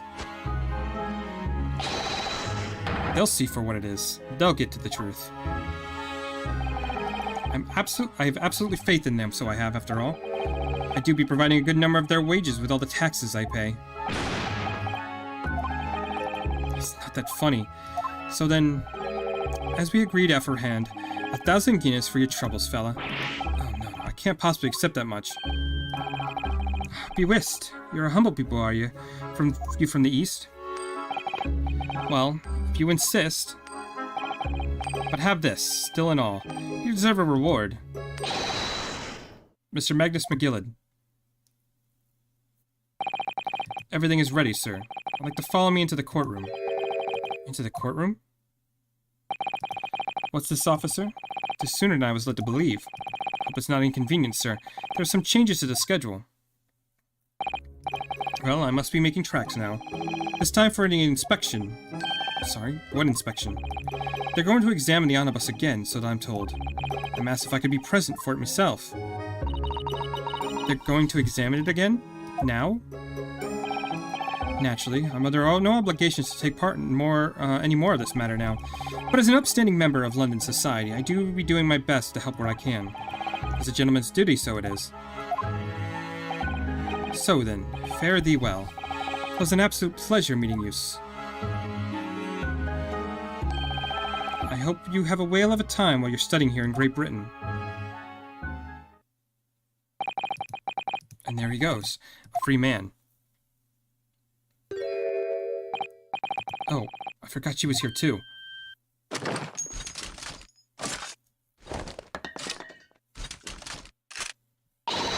Don't move. Or as I want to say, get a move on. She really does take forever to load that thing. Miss Lestrade, would you mind putting that thing down? You're a grown-up. Sorry? And I hate all grown-ups. Ah, there you are. Naughty, naughty, running off like that. Who the fuck? Is this kind of picnic? Who's this little girl now? And taking that with yous as well? I was looking forward to the trial run of my experimental smoke grenade launcher. Oh, do you want to play? You won't beat me. So, excuse me, but who are you? Oh, good day to you. I'm, well, the inventor, I suppose, of that machine. The inventor? Well, normal smoke grenades are so dull, don't you agree? White, white, and more white. If you had to be shrouded in smoke, it could be at least a pretty color, I thought to myself. Do we have to be shrouded in smoke, though, at all? Just took my eyes off it for a moment while I was changing it to a different omnibus, and she pinched it. Luckily, I fitted it with me telegraphic beacon. A what's so what? I have no idea what this girl is talking about. Anyway, you're coming with me now. Back to my laboratory. What? What for? To apologize, of course, silly. To me, technician. You mean... say sorry? You must say sorry when you've done something wrong. Surely an adult that has told you that before. An adult? I don't listen to no adults. Come along then, follow me. Fine, have it your way. Oh, good. You see, I knew you'd want to do the right thing in the end. I'm fairly sure that she wants to not get shot by that massive gun of yours.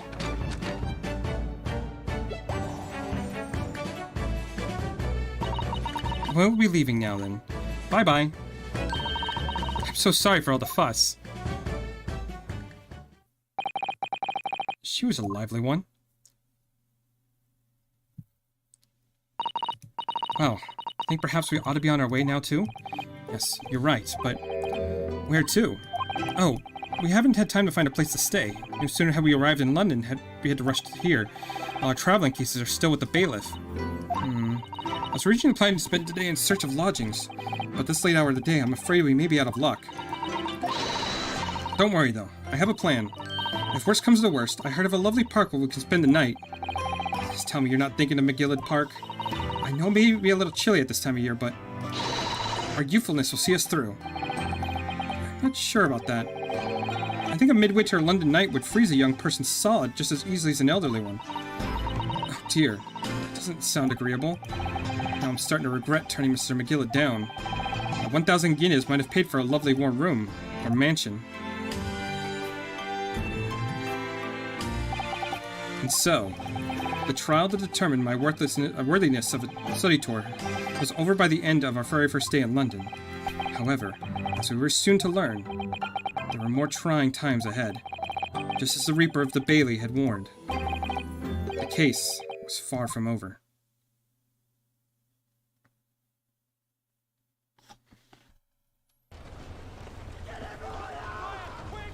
What's going on? What the fuck? Get the fire brigade! Water!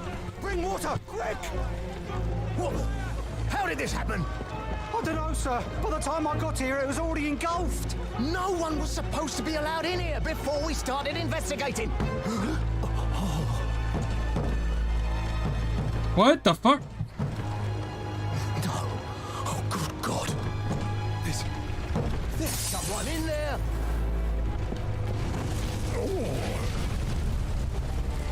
Oh,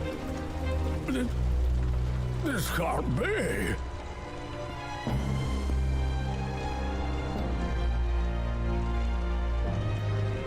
What the actual fuck?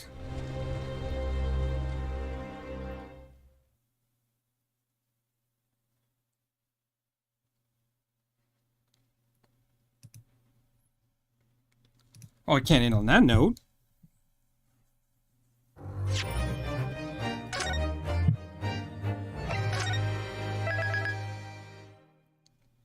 I hope to God he didn't actually, like, you know, the prosecutor threw him in the carriage and lit on fire himself. That would be so fucked up. The Adventure of the Clouded Kokoro. I'm actually going to take a small break, but I will be right back. And we'll start.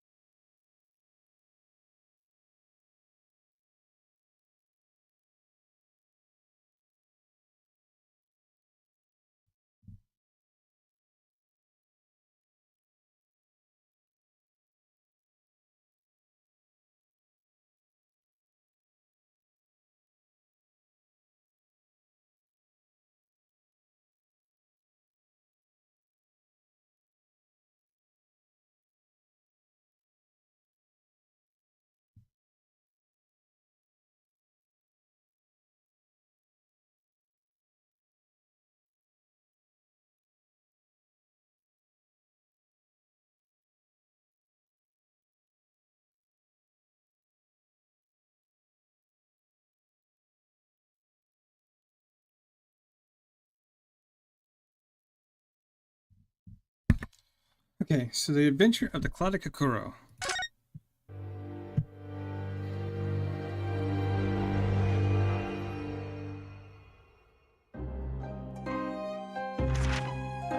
I begin to think, Wilson, said Sholmes, turning his head languidly in my direction, that there is more to this case than that which we have observed.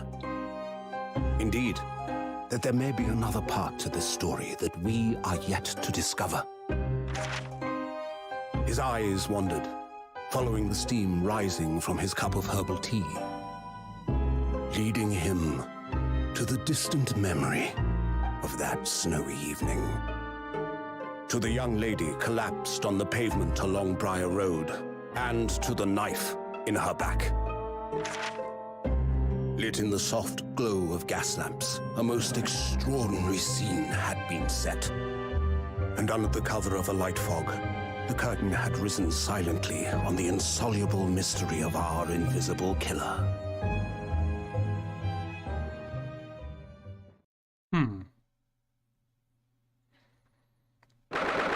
19th of February, 9:47 a.m. British Supreme Court. Lord Chief Justice's office. Did you sleep last night, Mr. Naruhodo? No, not at all. It was an enormous hotel, wasn't it? The rooms were so luxurious. I felt like we were staying in a palace. With all the gaslights twinkling, it was brighter than every even day in the middle of the night. All the enormous beds. All that time in the SS Bureau, I wasn't about to waste a single inch of that space. I spent the entire night rolling around from one side of the mattress to the other. Yes, it really is the sort of night you can only dream of normally. Except, when I learned that we owed £3 for the room, the dream quickly turned into a nightmare. Sorry about that. The building was so impressive and the entrance so inviting, I just wandered in without thinking. In a lodging house in Japan, the sum of money would put a roof over your head for a whole year. I did try, but I'm afraid I couldn't help my tears when we were presented with the bill. Really sorry. Well, never mind. We must find more affordable lodging straight away, though. If we're not careful, our entire stipend will be used up in 10 days or less. London is a scary place. Good morning to you at this early hour. Yes, well... Good morning to you, Lord Chief Justice. We have come to report on the outcome of the trial at the Old Bailey yesterday. Susato-san is amazing. She didn't even bat an eyelid, even in the presence of an opposing Lord Strongheart. Yes, I believe you had a very comprehensive initiation into British courtroom practices. Yes, it was very eye-opening, thank you. And in accordance with your instructions, Lord Strongheart, Mr. Naruhodo performed his duties to the end. Yes, I've already been appraised of the events. You conducted a remarkable defense. We considered the test passed. Oh? No longer are you a student of the Empire of Japan. You may henceforth claim to be a fully fledged lawyer. My country is delighted to welcome young talent from the remote eastern land. Thank you very much. So I'm a lawyer now? Now, in view of your new appointment, I have a fresh case in mind for you. I'd like you to take it on at once. I trust that that won't be a problem. Another case. Already? I think trains a lawyer better than practical experience. I'm sure. I don't sense dissatisfaction from you, do I? It's just that yesterday's trial ended unusually. I haven't quite come to terms with it. What's to come to terms with? The man was cleared. What's more are you hoping for?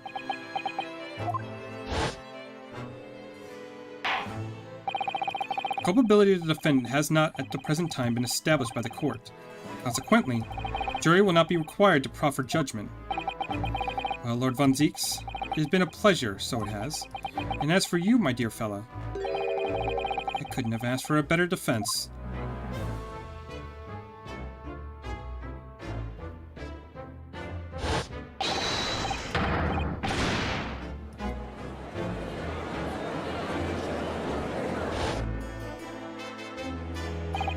I just can't help wondering if Mr. McGill really was innocent.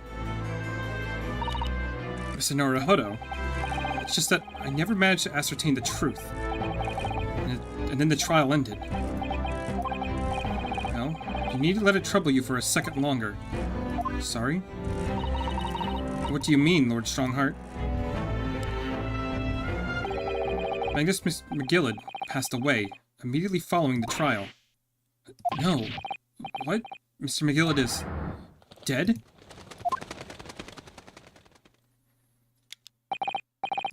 I have 19 minutes and 41 seconds until my next engagement. Time enough to talk.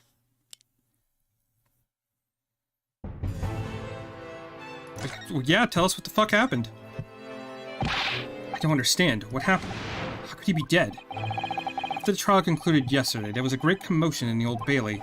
As you presumably recall, an omnibus has been wheeled into the courtroom. Yes, of course. That was the scene of the crime which Mr. McGillid has been accused of. Precisely. Well, while the bailiff's attention was diverted by some other matter, the omnibus went up in flames. No. How could such a thing have happened? That is being investigated as we speak, but already the police have identified a corpse found inside the charred shell of the carriage of that of Mr. McGillid. That's awful. The man must have slipped inside while the bailiff's attention was elsewhere. The bailiff really needs to pay more attention. How could that have happened? It is also being investigated as we speak. Thinking back now, immediately after the trial, Mr. McGillid did mention going back into the courtroom to look at the omnibus. Well, I must be making tracks now. 'Tis time for the inspection. Sorry, what inspection? They're going to examine the omnibus again, so I'm told. I asked if I could be present for it myself. An inspection of the omnibus? Not to my knowledge. I don't believe Scotland Yard has any intention of re-examining the carriage. Then who was Mr. McGillid talking about? Never mind that now. The Yard is making a thorough investigation. This matter no longer of any concern of yours. Leave it to the police. Poor Mr. McGillid.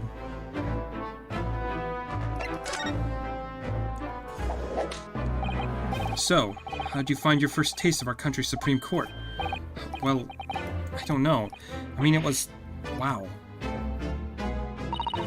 Mr. Naruhodo means that the whole experience was steeped in the solemnity of the Great Britain's long history. It's really a world apart from our own judicial system in Japan, which is only a few short decades old. Susato has such a way with words. And you seem to have a way with failing to find the right ones. The judicial system here is the most advanced in the world. Learn all you can. The most advanced in the world? Is it? It was fortunate that your very first trial was a simple affair. Simple? That was simple? As I believe I mentioned yesterday morning, it was a trial you couldn't lose. I don't mean to be contrary, my Lord Strongheart, but the case was anything but simple. The circumstances of the case were so incriminating that I was stunned when I first heard them. In fact, I'm still finding it hard to believe that we managed to get a favorable verdict. Is something funny? No, my apologies. However, the fact is that you did receive the not guilty verdict you set out to achieve. And that can only be attributed to your exceptional talent. Wouldn't you agree? Well, I don't know about that. Well, never mind. You exceeded my expectations, I freely admit. That much is at least an undeniable truth. Which is precisely why I've prepared the new case for you that I mentioned before. What's going on? What's he going to say before? Could you perhaps give us some more details about the new case you mentioned? Don't tell me it's a murder and the trial starts in 10 minutes. Don't worry. It's not so alarming or quite so urgent as the last assignment. In fact, this case is completely different. I see. Did he just read my mind? That is to say, no one has died, as yet. And the trial will not be today? There's plenty of time to research the case thoroughly. 23 hours, 43 minutes, and 19 seconds to be precise. So the trial's tomorrow, then. Is everything alright? Yes, I'm just a little confused, that's all. Yesterday's trial was... Well, it left me wondering if I really cut out to be a lawyer. Mr. Naruhodo. I don't know if I could face standing in the courtroom again after Miss Gillard's trial. Ah, yes, I nearly forgot. There is one similarity with yesterday's case. Once again, there's currently no one to advocate for the defense.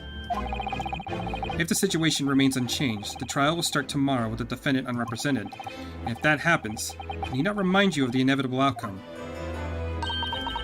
The most terrible end awaits the defendant. Yes, that's right. Here we go again. But how's there a case if there's no victim yet? Didn't you just say that nobody has died? Your time is up. You'll have to excuse me. I advise you to begin making preparations for tomorrow's trial. After all, the clock is ever ticking. Didn't I block you guys? Fuck off. Now there's but 23 hours, 26 minutes, and 39 seconds until the court sits. Last time he mentioned the 23 hours, he said there was plenty of time. And one more thing, Mr. Naruhodo. There's something I should like to ask you. What's that? Yesterday, you remarked upon something. That you intended to see the will of your late compatriot, Mr. Asogi.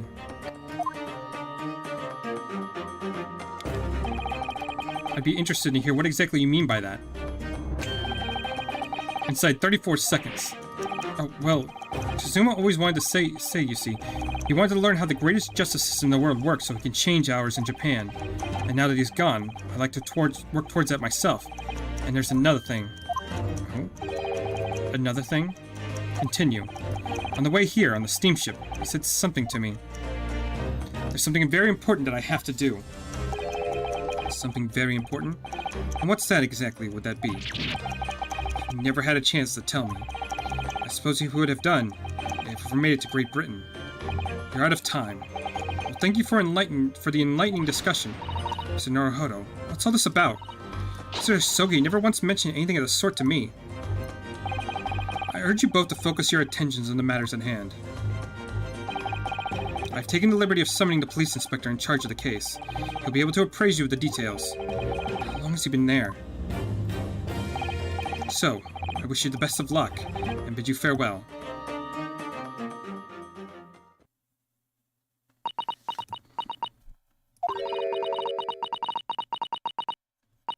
There's something very important that I have to do, Kazuma-sama. What did you mean? I wish I knew, but honestly, he never told me. Anyway, we'd better talk to the detective, don't you think? Yes, you're right. I hope I'm just imagining it, but I wouldn't say he looks pleased to see us at all.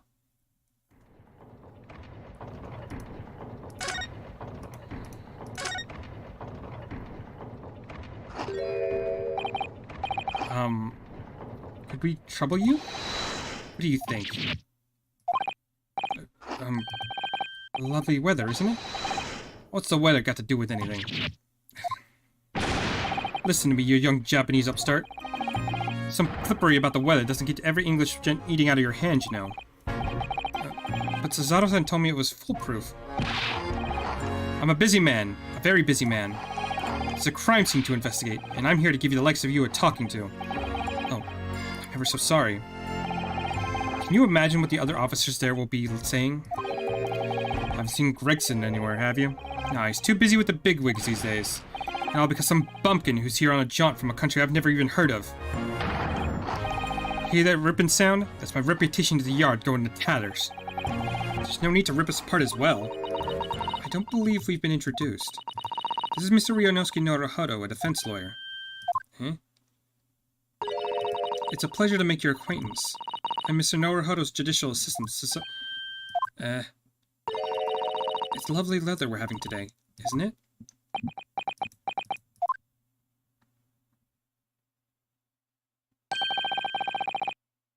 It's unseasonably fine, I grant you. London winters don't see a lot of sunshine. Unbelievable. How did she pull that off? So, Lawrence Strongheart has asked me to fill you in on the case. The name's Tobias Gregson, Inspector Gregson to you, from Scotland Yard. Gregson? Inspector Gregson? What's the matter, Mrs. Sato-san? Does the detective's name mean something to her? Inspector? Are you perhaps the Inspector Gregson?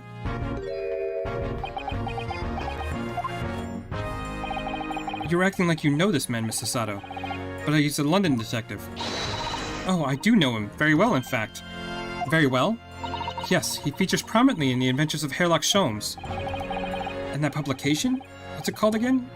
Brad's Magazine? That's right. Inspector Gregson and Mr. Sholmes enjoy a wonderfully friendly rivalry. Really, you rival the great Mr. Sholmes. It's incredible. Oh, well, I don't know about that. Mr. Sholmes isn't a professional like myself, of course, but he's come up with the goods from time to time. Mr. Sholmes is equally complimentary about you, Inspector, isn't he? You've earned his highest praise. Gregson is the pick of a bad lot of all of Scotland Yarders. Those are his own words. That's not exactly high praise. This is highest praise? Well, Mr. Sholmes isn't particularly known for giving compliments, you see. That he is not. Thanks to that magazine, my name's known all over London town now. That's great, isn't it? I have to admit that to start with, I was a little flattered by all the attention. Everyone wanted to shake my hand, and my reputation at the Yard went to the roof. Oh, that's wonderful. No, it's not. There's nothing more sinister than the man on the street. People are always looking at me now. They're whispering rumors about me under their breath, I'm sure. Rumors? Are you quite sure? He's changed since he started appearing in those stories. The fame's gone to his head, stuff like that.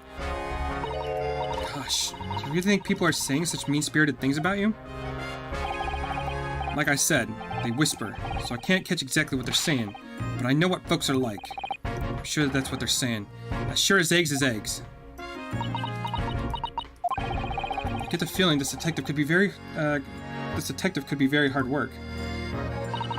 Oh dear. Perhaps a sudden rise of fame does change people.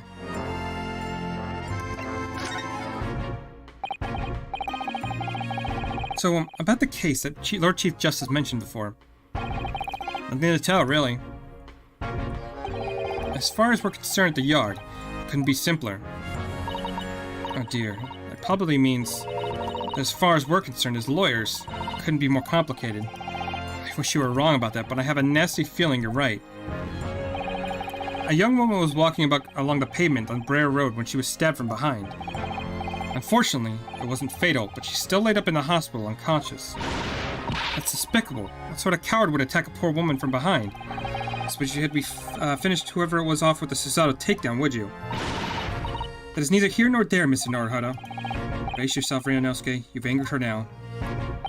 Anyway, after something of a whirlwind investigation, the criminal was arrested. He barely had time for a cup of tea after the incident took place, to be honest. So, there must have been something left at the scene that led you directly to the culprit.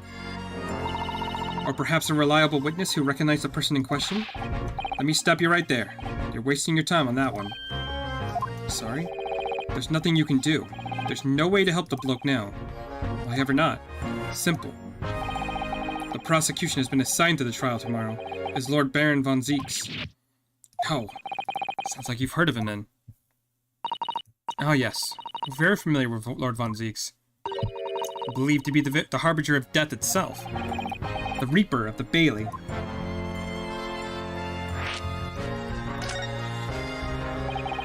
Lord Baron von Baroque von Zieks. I thought it was always Baron. Okay, I could be wrong. Baroque von Zieks, who we faced in court only yesterday. Mr. McGill had told us about him before the trial, didn't he? When von Zieks stands for the prosecution, they call the accused his sacrificial lambs. And in every single trial to which he's been the prosecutor, the accused has been damned. This Reaper of the Bailey nickname, I suppose he's earned that just because every defendant he advocates for is found guilty, is that it?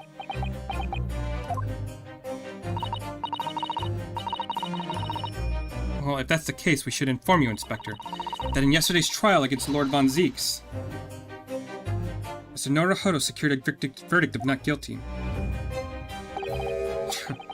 And what of it? Well, I think that means that even against the Reaper of Bailey, it's not impossible to save the defendant. No, you really don't have a clue, do you? What do you mean? What happened to the bloke in the end, eh? He's dead.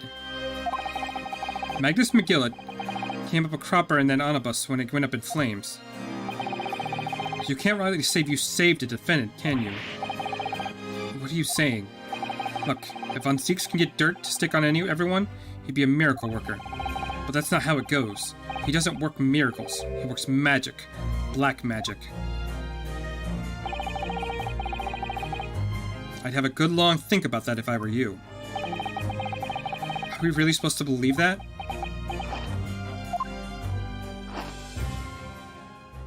So are we insinuating that he killed Mr. McGillen there? I mean, it's possible. Right, well, I'll fill you in as requested, but I'm very nearly out of chips. So I'll be heading back to the crime scene now. We're still carrying out a few investigations there. It was Brer Road, as you said, didn't you? Where the incident took place? That's correct, ma'am. If you head over to the holding cells, you can meet the criminal himself. You branded him a criminal already. He's as good as. Shaking like a leaf in his cell he is. I'll give you a chuckle if nothing else. He's inmate 53. Speak with the jailer, he'll show you the way. Inmate 53. Thank you.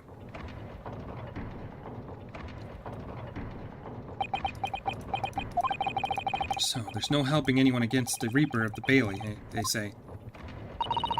Is something troubling you, Mr. Naruhodo? To tell the truth, when I recalled the trial yesterday, I can't stop myself from shaking. The idea of facing the Reaper in the court again is... Well, if you think it's too much for you, there's no shame in turning the case down. That takes courage, too. But if the man they've arrested is innocent, you can't well imagine that he'd be shaking like a leaf in his cell, and I, for one, wouldn't find the sight of that funny. So, if I'm honest, I'm still reeling from the shock of yesterday's events myself. I'm really not sure if I'll be able to help this man, whoever he is. But I'd like to try, so I think I'm going to make some inquiries. Will you help? Do you really think you had to ask? After all, I'm your judicial assistant. Thank you. So then, shall we? Yes, let's go. Alright. Let's go ahead and save real quick.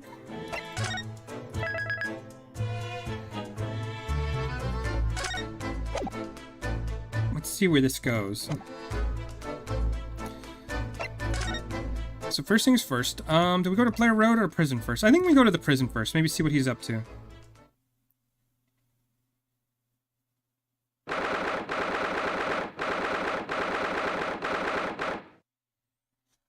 "19th of February, local prison, cell 9. So these are the British prison cells. Oh, they're ghastly. Feels like a dungeon. Listen, having experienced in Japan myself, I can assure you that our wooden cells feel a lot cozier than these cold stone walls. Oh, don't, Mr. Naruhodo. You're making it seem worse. Apparently, our client is in the cell here. But it's so dark in the back there, I can't make him out. I wonder what he's like. Inmate 53, your legal representation is here to see you. Stop hiding in the back of the cell and show your face at once. Am I a cat? As yet have with no name? Calling me by a number? It's utterly unbelievably, unjustifiably unreasonable. I refuse to answer. Mr. Naruhodo, what do you think is going on here? I have no idea. But I wasn't just hearing things, was I? A charade of complaints was in Japanese.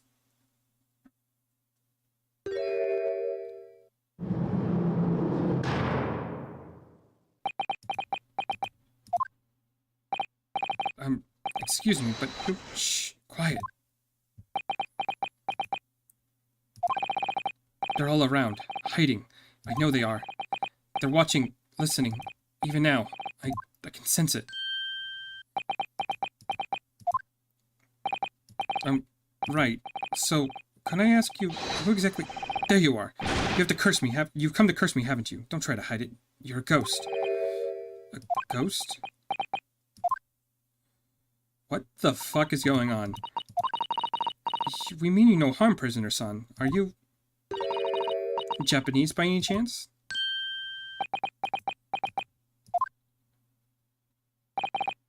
This is... beyond my wildest dreams!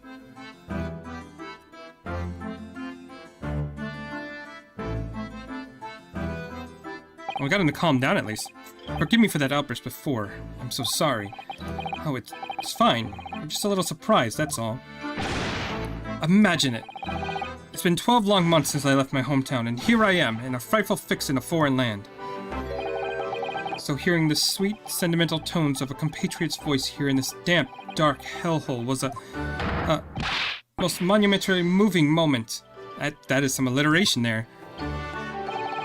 Who could have guessed that this new client Lord Strongheart assigned to us would turn out to be a fellow Japanese? What compassion my fellow countrymen show. To dispatch a first-class lawyer all the way from Japan to defend a mere foreign student. Noble, nurturing, never-failing Nippon. A first-class lawyer? Oh dear, I think there's been something of a misunderstanding here. I wonder, would you be so kind to tell us what happened? Why you've been detained as a suspect, for example? Yes, I can. I will. I shan't stay sullen and silent. I'm not quite sure I understand what he means, but he seems happy. Yeah, he does. Just hope he actually has a good reason to be. Thank you for your cooperation. I'm a lawyer, as you said. My name is Ryunosuke Naruhodo. And I'm Naruhodo-san's judicial assistant, Susato Mikotoba. I am a visiting student sent here by our government. Notably, notoriously named Natsumi. Suzuki Natsumi. You're a student? You look a little old to be a student, but... Suzuki Natsumi-san. What an unusual name. Call me Suzuki, please. I'm a poet, you see. A writer of haiku. It's something of a nom de plume. A nom de plume? You mean an alias? That's right, Naruhodo-san. No. Don't be so prosaic. It's much more refined than that. And haiku? That really reminds me of home. Did I hear you say that you were a visiting student sent over here by the government? Yes, that's right. A year ago, I was told to go and study English. First, I had to suffer that misery, and now this? It's beyond the pale. Suffer that misery? Did you not want to study here? No, I mean, I had an interest in Great Britain for some years, of course. Oh, but just because the government tells you to do something doesn't mean you can do it, no? What do you mean? They told me to study English literature. That I could have understood. That's my field. But no, they told me to study the English language. Utterly unreliable, unjustly unreasonable. I see. Only the other day I was told to send a report about my first year here. I tendered a blank piece of paper. Wise words on white washi. You must be a man of great standing. Ah, yes. So I'm often told. And often like to be told, it seems. Okay, the accusation against you. Could you perhaps tell us exactly why you've been arrested, Suzuki-san? I didn't do it. I didn't commit the atrocious murder. Murder? Oh, no, it's alright. The woman didn't actually die, did she? But she was stabbed with a knife, right before my eyes. Before your eyes, you mean you saw the attacker? I didn't see anyone. What? If I'd seen the person who did it, do you think I'd be locked up in here? Oh dear, it seems this case is becoming rather complicated. Why me? Why me? Why did that silly woman have to be stabbed in front of me? It's the curse. The curse of London. It's incredibly, inexcusably irritating and inconvenient. Is he actually doing haikus? Incredibly... I don't know. It's in like 575.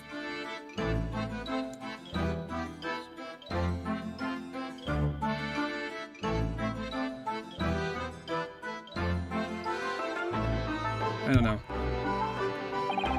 So Mr. Suzuki there was at the scene but didn't see the attacker. It's vital that we found out more about the case.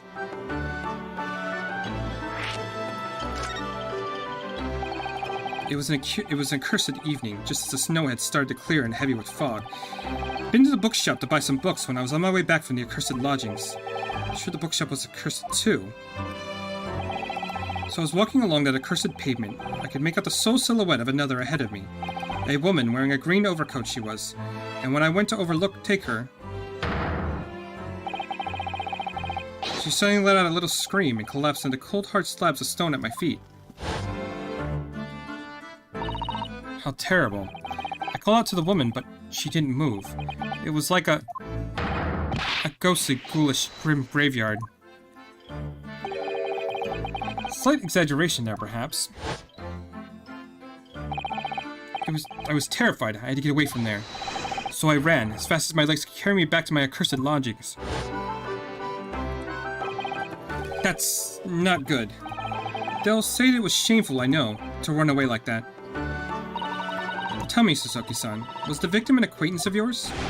Don't be ridiculous. Do you think I know of any fair-haired English, and a young woman at that? I'm diffident. Shy, timid, unsure. I can't talk to people. I see. A young woman unknown to Suzuki-san. At the time it happened, who else did you see nearby? Did anybody pass you? Regrettably, apart from myself and the woman, I didn't see a soul. No one? Oh, great. So the victim was unknown to you, and there was nobody else on the street at the time. This creates something of a conundrum, doesn't it? A conundrum. I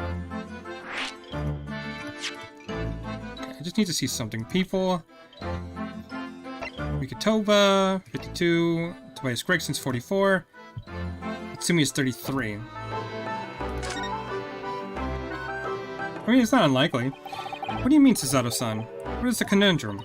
Well, what Suzuki-san had just told us is true. Something I can't explain. He says he didn't know the victim, and there's no one else at the scene of the crime. Then he apparently fled without having been seen. I did. But if that's the case, surely this man has to be the culprit.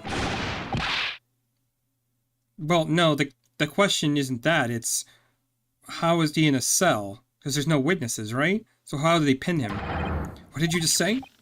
Nothing. I didn't say anything. Perhaps I thought it a little too loudly. Actually, that's not what was troubling me. What I was thinking was, how did Suzuki-san actually become to be arrested? Sorry? He didn't touch the victim, and there was nobody at the scene to see him. So how did the police ever discover that he was there in the first place? Yes, she's right. Thank you, Suzato, for being the level-headed one here. It was him. That cursed great detective. He led the police to me.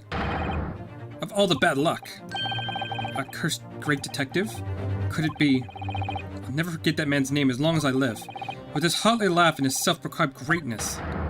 Brash, big-headed, busybody, begone! You curse until the end of your days, Mr. Herlock Sholmes. I knew it. Mr. Sholmes? Great. Well, I didn't expect to hear that name from this man's lips, that's for sure. It was the morning after the nightmare had unfolded on the pavement before me. I was gnawing on a sliver of hard cheese when some man suddenly burst through the door. He started shouting at me. "'Tis the police! Put the weapon down!" Yes, it was a thin sliver. Yes, it was hard, but I wasn't eating a weapon. Disgusting dietary discrimination, devils. You clearly had a trying morning yesterday. And there he was, in the middle of all the policemen, grinning like a Cheshire cat. That Herlock Sholmes. It's actually Herlock Sholmes. He's English. I've since found out that he's a famous man at detection here in London. Yes, the great detective is really very well known. And his overly sharp mind managed to deduce my whereabouts, apparently. He thinks I'm a knife-wielding madman. Me, this weak, stupid kitten of a man. I wonder what great deduction process led him to the conclusion this time. Do you mean to say that Mr. Sholmes' deduction was the only reason the police arrested you? That'd be really most unreasonable. Well, the thing is, I was thrown into a panic when they barged my way in. Of course you were. That's only natural. I was terrified and trembling, and they kept throwing away question after question at me, in impossible English. Fiendish, foreign, flammery. Well, we are in England. Can't really blame them for questioning you in English. Good point, good point. But my mind went blank. I knew I had the answer, but I didn't know what to say. So I just kept repeating things like, yes, I do, and I'm fine. Next thing I knew, I was in manacles. And before I knew it, I was thrown in here. Oh dear, I'm afraid that's hardly surprising. I'm fine? He's not fine now. Mr. Naruhodo Esquire. Oh, you can just call me Naruhodo. And when we're speaking English, a simple Mr. is more than enough. Yes, right, yes, they've really got to me. This country is poisoning my mind. But please, I beg you to defend me in court tomorrow. You can tell them that what really happened. You'll do it, won't you? Oh, why is it so hard to say yes to me? Well, the thing is, I'm just a student like yourself on a study tour. A student? I've defended a case in the Old Bailey. Only the one, though. But at the moment in time, I really don't know what I'm supposed to be believing. I'm confused about what justice in this country even means. Oh, Naruhodo-san. I didn't mean not even the foreign student who's supposed to be here. I'm sort of a locum lawyer, I suppose. But that art man, that's the mark of the defense lawyer from the Great Empire. It's a keepsake from a man who should have been here. He was my best friend. A keepsake? I know exactly what they're saying about me. Who do you mean? The lawyers. All the British defense lawyers. They won't defend me. Goodness. Why do you say that? For the same reason as you noted before. When it happened, there was only the victim and myself around, and I ran away from the scene of the crime. I'm not a fool. I know it as though it looks like I must be the culprit. It must be very hard for you, Suzuki-san. And anyway, I'm a student from overseas. I'm just a foreign nobody to them. Someone not to be trusted. I heard them laughing about me before. In my earshot, without any compunction at all. Any trial for this man would be a waste of time, they said. And of course the foreigner did it. Well, that's racist. They even had the gall to say the man doesn't understand half of what's being said anyway. It's awful. They're wrong. I've studied more English than half of these policemen out there on the streets. I've traveled halfway around the world to learn about these people's country and its great history. But no one here wants to listen to a man with a strange accent. They all hate me. So, at the very least, I'd like to entrust my fate to someone who can listen to me in my native tongue. You can do it, couldn't you? When I look into your eyes, I can see it. I can see what you've been through. Suzuki-san, it's just that... Give me a little time, please. I'll do what I can, for the time being. What do you mean? We shall investigate the case as thoroughly as possible. If we can find some clues, it will give us a much better chance, I'm sure. Yes, thank you. I'll be here, all alone, waiting for you. Welcome, student Mr. Naruhodo Esquire. We should get going then, Naruhodo-san. We have a case to prepare for. Okay, so we'll come back and talk to you, but first we should probably go investigate the scene of the crime. 19th of February, Blair's Road.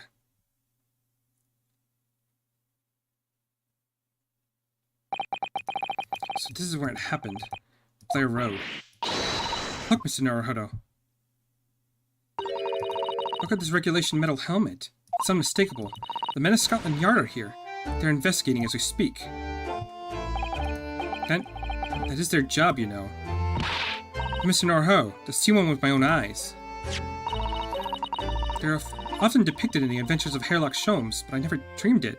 I'd never come this close. To a real Bobby's helmet. What? The helmet? Of course. I have to try one on one day. Well, I hope your heady dreams come true.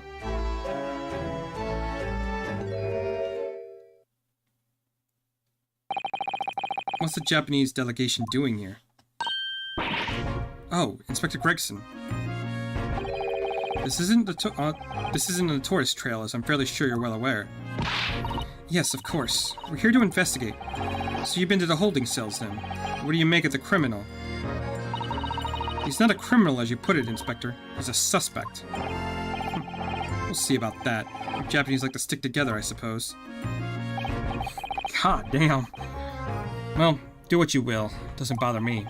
The bloke's in court tomorrow, whatever happens. And the verdict's a foregone conclusion. Stone-cold air of rejection. Take heart. London at this time of year is full of stone-cold air.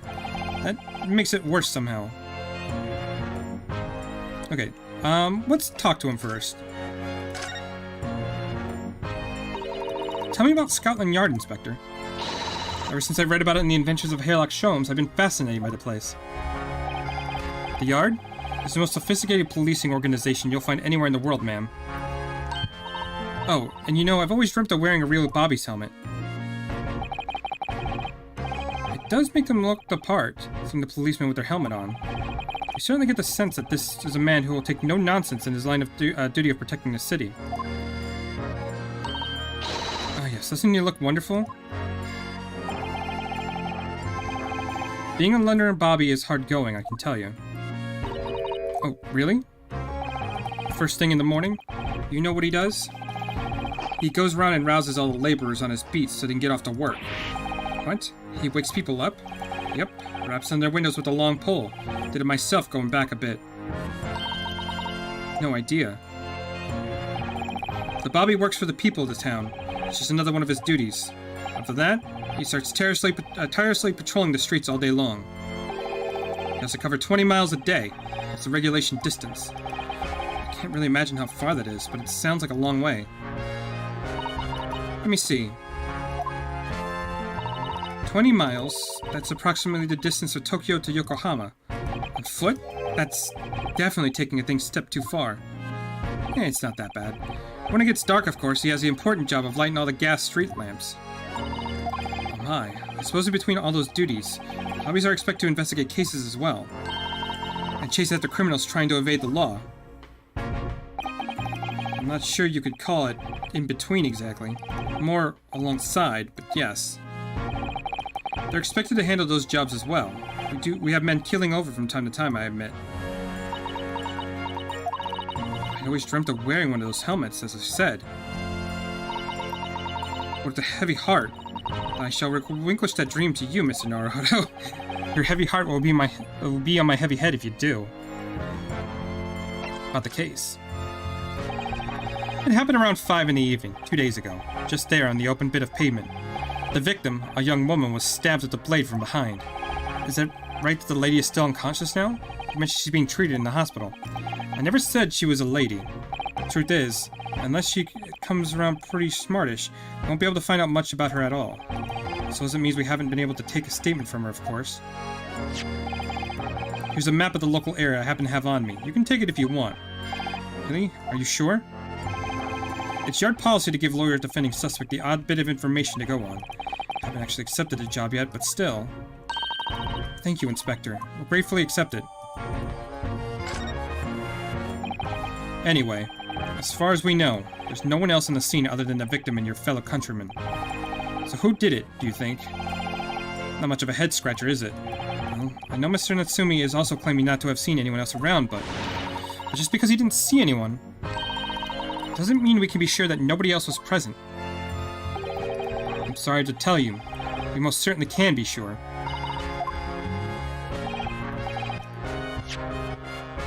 How? Because, ma'am, the precise moment of the stabbing didn't go unnoticed. What? We have 2 very reliable witnesses, no less. It was a typical foggy London day, and your client obviously didn't see them. There are witnesses now? Oh, fuck it. We might as well learn this, too. Who are these witnesses, Inspector? A fellow and his wife.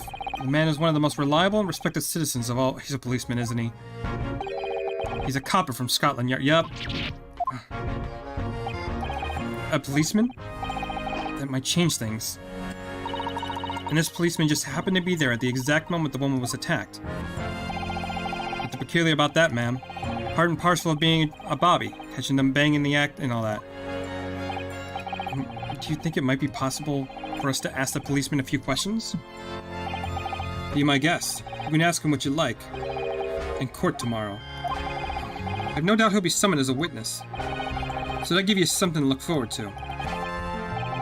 What's that then? He's got no intention of letting us meet the man beforehand, it seems. Policeman witnessed the incident. As judicial assistant, I must warn you this could make our job very difficult indeed. As a non-judicial assistant, I could have warned me of that too. Oh yes, one more thing, Inspector. What? The person who led you to the suspect. I hear there was a Mr. Sherlock Sholmes. What are you bringing him up for? Was this something I said? The color has drained from his cheeks. Oh my god, he's still got more to say? Okay. A twitchy Japanese bloke goes on trial tomorrow. Are you going to defend him or not? Well, it makes no difference to me, but I will say this. No London lawyer worth his salt would touch the case with the barge pole. Because the prosecution is being handled by the Reaper or the Bailey, you mean? There's no way to save the man now. It's a waste of time trying. It's all a bit strange, though. Sorry? The Reaper? He hasn't appeared in court for once in a good few years now. Yes, we did hear something to that effect. And the only people he usually bothers with are the real scum. The master criminals, the violent ones. Master criminals? The violent ones? That's right. He handpicks his victims, only deals with those guaranteed to go to the gallows for their sins. But Mr. Natsumi won't hang for what he's accused for, surely. That's just my point, Sunshine. Yes, the young woman was stabbed, but didn't kill her. Couldn't even say the intent was there. So this isn't the sort of case I'd be expecting to see the Reaper have to sink his teeth into, for want of a better phrase. It's not exactly a minor infraction, is it? No. There's got to be more to it. Some reason he's taking an interest. Really? What sort of reason, Inspector? You think I can tell you what's going on inside the head of that Lord of Darkness? You'll have to ask him yourself at tomorrow's trial. Are we really going to have to face the Reaper again? The Lord of Darkness, as he put it? And then finally, Mr. Sholmes. Who did you hear that name from? Oh, well, it was Mr. Natsumi who mentioned it. He said that Mr. Sholmes was with the police when they entered his lodgings. I'm sure it was a result of Mr. Sholmes' inspirational great deductions. Fiddle-faddle. That man's an amateur. I'm getting sick and tired of him showing his mug everywhere. Oh? I don't know where he gets his information from, but he turns up all the time at the scene of the crime. Wonders about spouting incomprehensible drubberish, and before you know it, he claims to have solved the case. So he's quite astonishing, isn't he? He is a great help to Scotland Yard, though, isn't he? Jibber-jabber. Ever seen this before? Yes, that's Rance Magazine. The wonderful publication in which the adventures of Sherlock Sholmes appears. Yes, well, that wonderful publication, as you put it, sees fit to include several of the Yard's detectives in its stories. And a so-called great detective makes a mockery of all of us. If you ask anyone at the Yard, it's a misadventure to be included in any of Sherlock Sholmes' tale at all. Well, I suppose there's an element of that. We work our socks off, every one of us, only to be fumbled by the public thanks to that obnoxious detective. The man's as dangerous to us at Scotland Yard as he is to all of our criminals. Can't really be true, can it, Inspector? Clearly the great detective and the police have a complex relationship. Well, I don't think we're going to get any more useful information out of the detective. Mr. Naruhodo, can I make a suggestion? Yes, what is it? Well, it seems to me that we must speak with him about this. By him, do you mean Mr. Sholmes? Yes, Mr. Sherlock Sholmes, exactly. With those shining eyes. Can't wait, can you? Oh, Mr. Natsumi did blame Mr. Sholmes for all this, didn't he? Yes, he did. He really did. What makes him an involved party in that case? Are you going to ignore that? I hope not. I assure you, it's not simply my selfish desire to meet with Mr. Sholmes again. The trouble is, we have no idea the man's address even. So how? It's Baker Street. How do you know that? It's in the stories, of course. 221 Baker Street, the most famous address in the world. I see. Well, there's nothing to stop us from going, I suppose. We better try to find our way there before Susato-san gets any more excited and unpredictable. Hurrah! I'll summon a carriage. So we're to have a reunion already. With the great detective, Mr. Sherlock Sholmes. Okay, but before that, we're gonna look at our court record.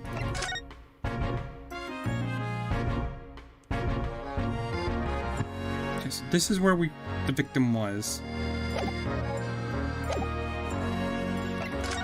Can I examine stuff? A delightful snowman. I didn't realize that English had a tradition of making snowmen as well. It looks a little creepy, though.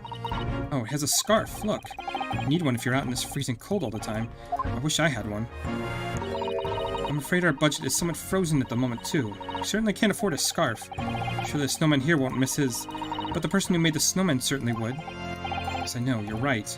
Anyway, even if I borrowed it, it wouldn't do much to warm my neck, would it? It's covered in snow.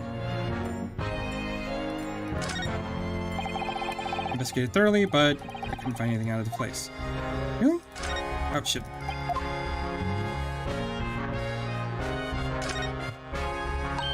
Oh, that's Scotland Yard carriage. They use vehicles like this to rush to crime scenes and cart away criminals. You're very well informed, aren't you? It's long been a dream of mine to ride one of those through the streets of London. Just pick up a stone and throw it through one of the windows, then. But that would be being arrested in order to ride it. Wouldn't it? Still, it's the only way. Help me find a good stone. No, I wasn't being serious. This patch of pavement must have been where the incident had occurred. Yes. It's very wide open space, isn't it? It's true. I can't see anywhere that the attacker could have been hiding. Oi, what are you foreigners doing here? Oh, we're investigating the scene up. Conspiring with that mustached fellow from Japan, are you? Conspiring? Come here to destroy evidence, are you?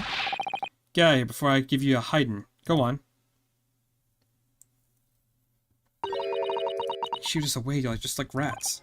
Yes, we should give him a wide berth, I think. A disappointing experience. Okay, do we have anything over here that we can... That's a rather typical old brick building, isn't it? I'm sure it has long and interesting history. The time certainly seems to have taken its toll on the place. It's crooked and shagging all over. In fact, it looks like in decidedly worse shape than the other houses around here. Let's find some cheap lodging ourselves as soon as possible. Yes, you're right. Cheap, but idealistically with reasonable level floors. Oh, a British bicycle, look! Although the wheel is so misshapen, I'm sure it couldn't possibly be ridden anymore. Someone must have been doing some breaknecking cycling. It seems bicycles have been extremely popular here in London recently. There's even a movement to change women's dress, allowing them to ride as well. The bicycle fad won't last. I don't see anyone would want to ride something like that. Goodness, do you dislike bicycles? No, not at all. I mean, it's not that I dislike them exactly. Just any occupation that involves taking both your hands off firm ground seems reckless. If you ever tried walking on stilts and fall in the river, you know you'd agree with me. We'll have to hire a bicycle sometime, and sit behind me while I ride you around.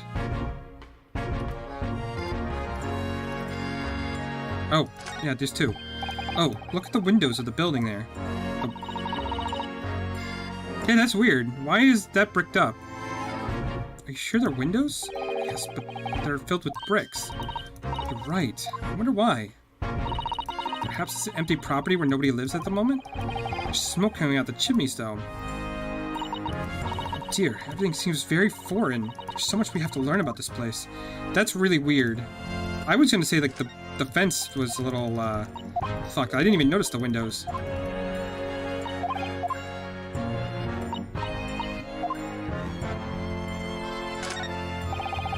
There are a pile of snow on the pavement here and there, and the road itself is covered in carriage tracks.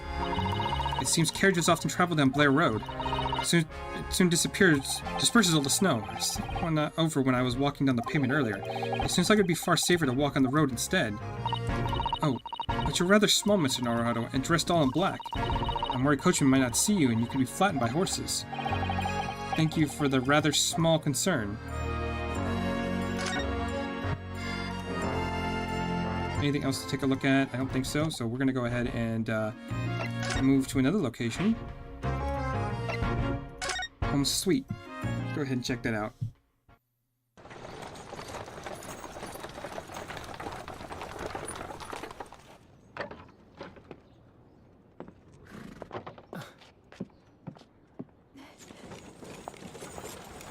Thank you very much. It's just up there overlooking the street. Good day. Thanks again.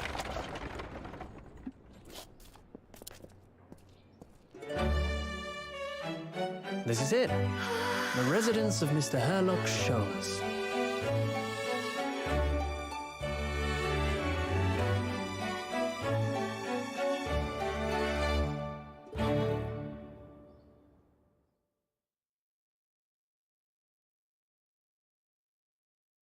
Yeah, this is about what I expected.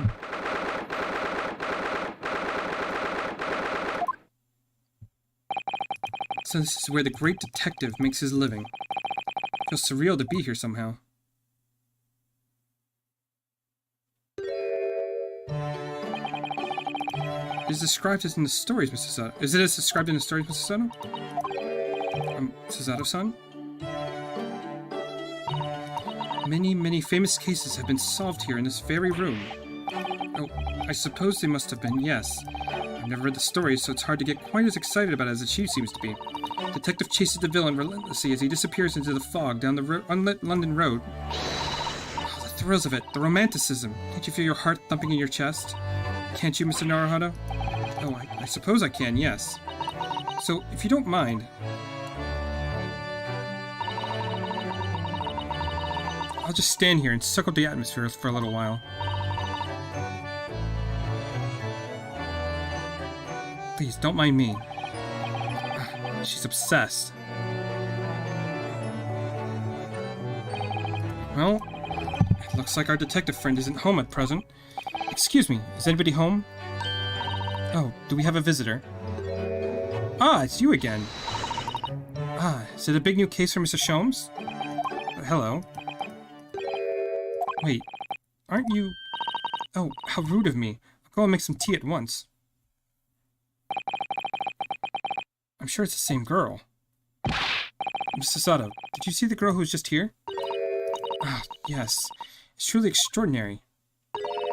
To think that the King of Bohemia came to this very room to ask Mr. Sholmes to take on a case. The King of Bavaria? King Wilhelm Gorschrick Sigismund von Amstein, of course. Sorry, I'm drawing a blank. Forget the adventures of Herlock Sholmes for a moment and look over here. The tea's brewed, and I have freshly baked cake as well. Oh, it's you. I knew it. Susato-san recognized her too. There you are. And taking that with you as well. I was looking forward to the trial run of my experimental smoke grenade launcher. Oh, good day to you. I'm, well, the inventor, I suppose, of that machine. It's the girl who turned up at the end of Mr. McGilt's trial in the defendant's antechamber. Oh, she's wearing their little thing here. It's got like a detective rabbit, and I'm assuming another one for herself. Never met a lawyer from the Far East before. Or you having to get straight to work when you've only just arrived in London. Yes, it was challenging. Well, let's try this tea. It's my special blend, you know. Thank you. Is tea supposed to look that color? Oh my, what a fragrant yet mellow flavor. Hooray, it's a winner. I tried blending different leaves designed to alleviate fatigue, you see. You must be exhausted for your long voyage here. You have another ticklish trial tomorrow? Oh, and you're to defend a Japanese man. I do hope you lots and lots of luck. Did Mr. Sholmes tell us about us by any chance? Oh, you know Hurley, do you? Hurley? Mr. Sholmes to you, surely. Mr. Sholmes was a fellow passenger in the boat that brought us to Great Britain, you see. Was he really? Well, I had no idea. I'm afraid Hurley's out of an errand again today, even though he's just returned from overseas. Wait a minute. We met this girl for the first time since yesterday after the trial, only briefly at that. How on earth does she know so much about us? Did she deduce all those things, do you think? And perhaps more to the point, why is she here in Mr. Sholmes' suite? Oh, silly me. I haven't introduced myself, have I?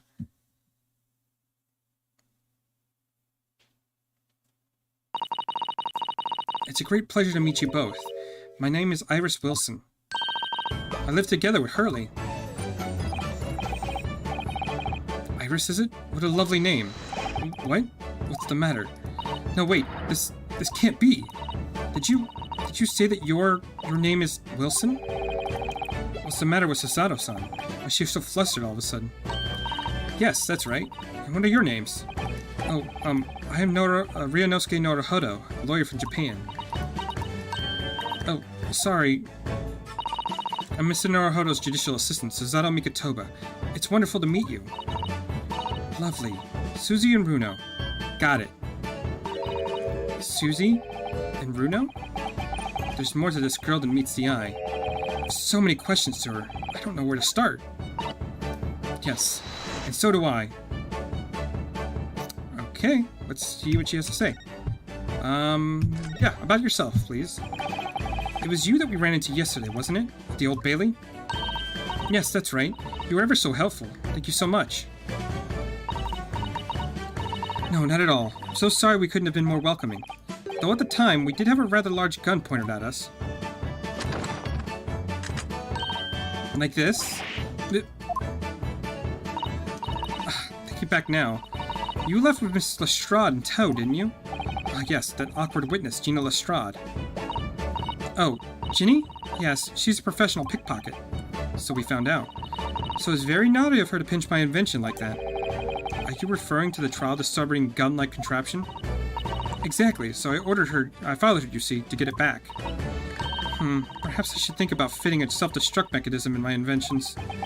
This girl is dangerous. Anyway, I brought Ginny back here after that, so she could apologize to my trusty technician. Sorry, your technician? Hurley, of course, silly. Hurley? Yes, Herlock Sholmes. We live here together. I had no idea the great detective had such an interesting young daughter. Daughter? Not likely. What? I wouldn't call him Hurley if he was my father, would I? Well then, what is your relationship with Mr. Sholmes? Well, I expect you found out that lodgings of any kind in London are very expensive. So the solution is to share the cost with a partner, a roommate. Your roommates? I hope you don't mind me asking, Iris, but how old are you? 10, at last this year. Well, what of your mother and father? Oh no, they're not around. I see. I wonder what the story is there.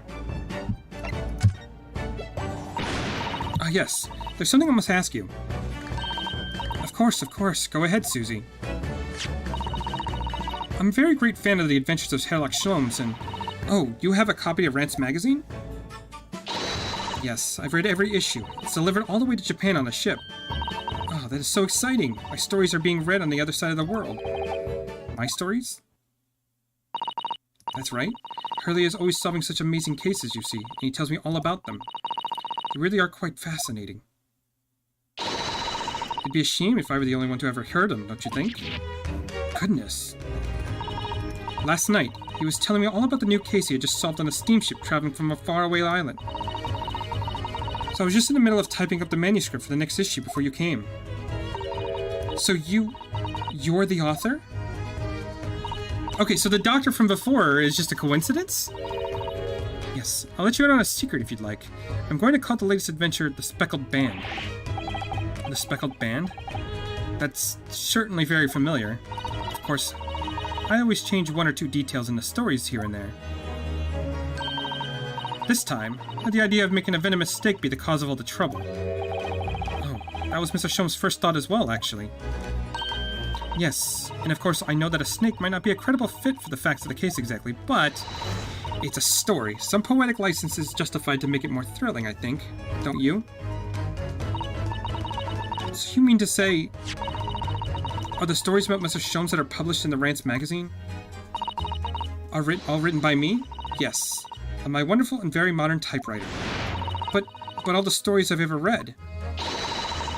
are written by a doctor of medicine, Dr. John H. Wilson. Mr. Sato's getting more and more worked up. Ah, yes, that's me. I mean, my name really is Wilson. But what about the doctor of medicine part? That's all true too. I am a doctor of medicine. Now, at 10 years old? At 10 years old? Well, that's quite incredible. But, Dr. Wilson is an English gentleman. Yes. I did alter the setting slightly for the stories to be more compelling. Well, it sounds a little strange, doesn't it? A great detective with a 10-year-old girl in tow? I suppose it does, yes. Poor Susato-san. She looks like her whole world is just falling apart. So wait, is it just a coincidence that we had another character in the first case who just happened to be Dr. John H. Wilson? Like, that can't just be coincidence, right? About before. Yes, what's on your mind, Runo? You tell me. How did you know that I was a lawyer and we just arrived in London, I mean? Yes. Oh, and that we had a difficult trial tomorrow. How did you know all that? Oh, that's what you mean. Please, tell us how you did it. Explain every detail. Of course, I'd be delighted, although there's really no mystery. Now, let's begin. Iris Wilson is proud to present her Logic and Reasoning Spectacular.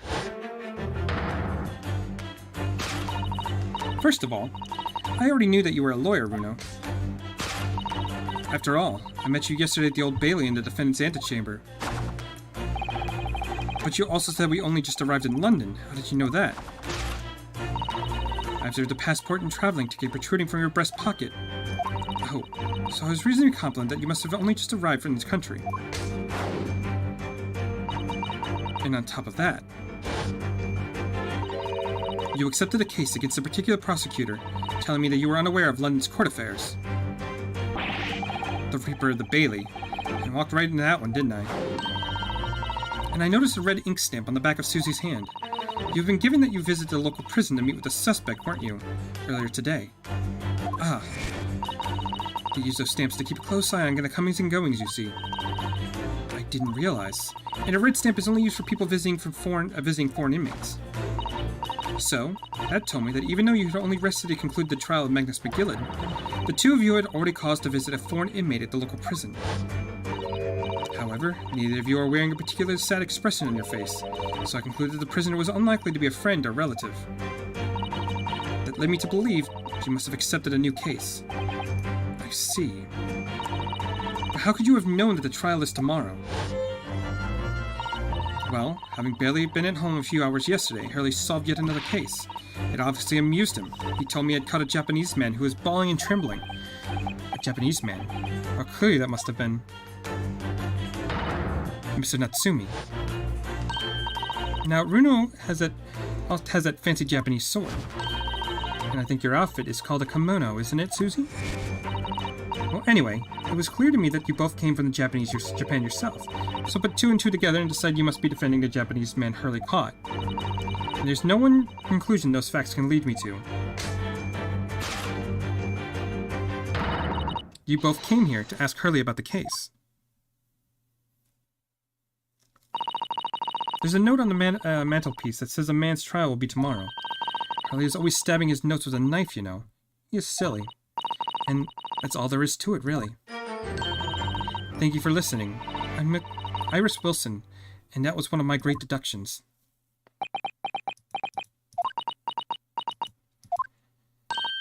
Well, was it a winner? Were my deductions correct? They were spot on. That was amazing, Iris.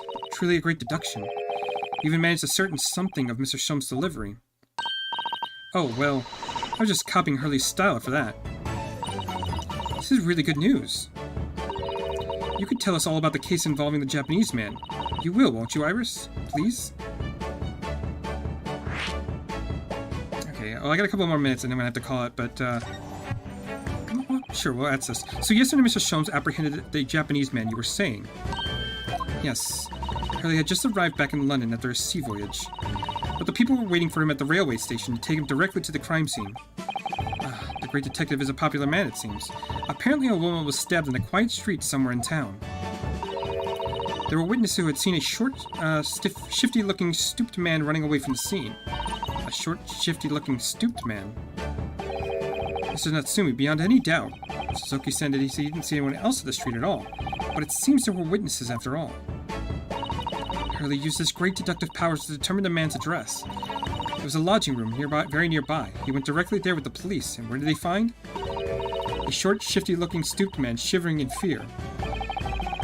Mr. Sholmes' great deduction certainly hits the mark that time. Of course it did. He's a great detective. Still, that means the incident occurred only 2 days ago. Surely tomorrow is too soon for a trial, isn't it? Definitely. We have no time to investigate properly. Hurley says that London is rife with crime. Scotland Yard is doing its best, but they can't stay on top of it all, apparently. Oh dear, I hadn't realized the situation was so dire. That's why they can't afford to spend too much time investigating cases and trying the criminals in court. Staff and money are both short. Crimes are usually pinned on the first suspicious person. That's terrible. I suppose it's a harsh reality of the workings of the great world's greatest justice system. I suppose it is, but in that case, I don't hold out much hope for Suzuki-san.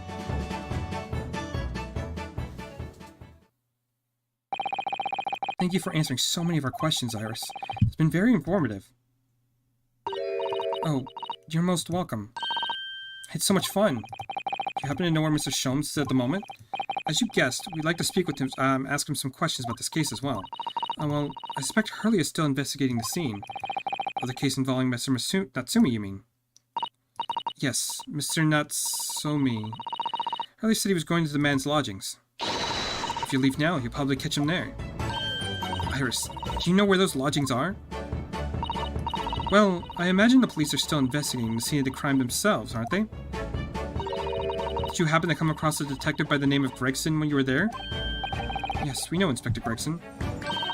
Oh, goody. In that case, give Greg this for me, would you? If you do that, I'm sure he'll tell you what you want to know. What is this? A 5-shilling piece and a postcard, it seems. And Iris's postcard is entered the court record. It reads, "Tell the gentleman in black whatever he wants to know. I trust that you won't be a problem. So make the inspector help us, will it?" Well, thank you, Iris. We'll give it a try.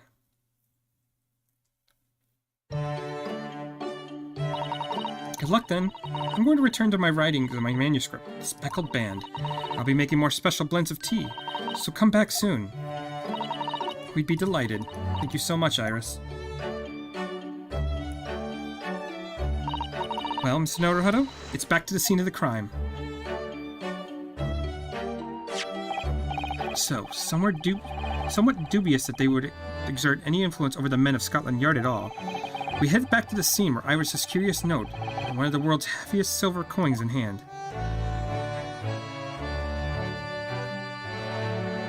To be continued. Alright, that's actually a really, really good point to stop, so go ahead and save it. Maybe I'll grab myself something to eat real quick, and then I might come back with some Final Fantasy, and then we'll play a bit more of this tomorrow.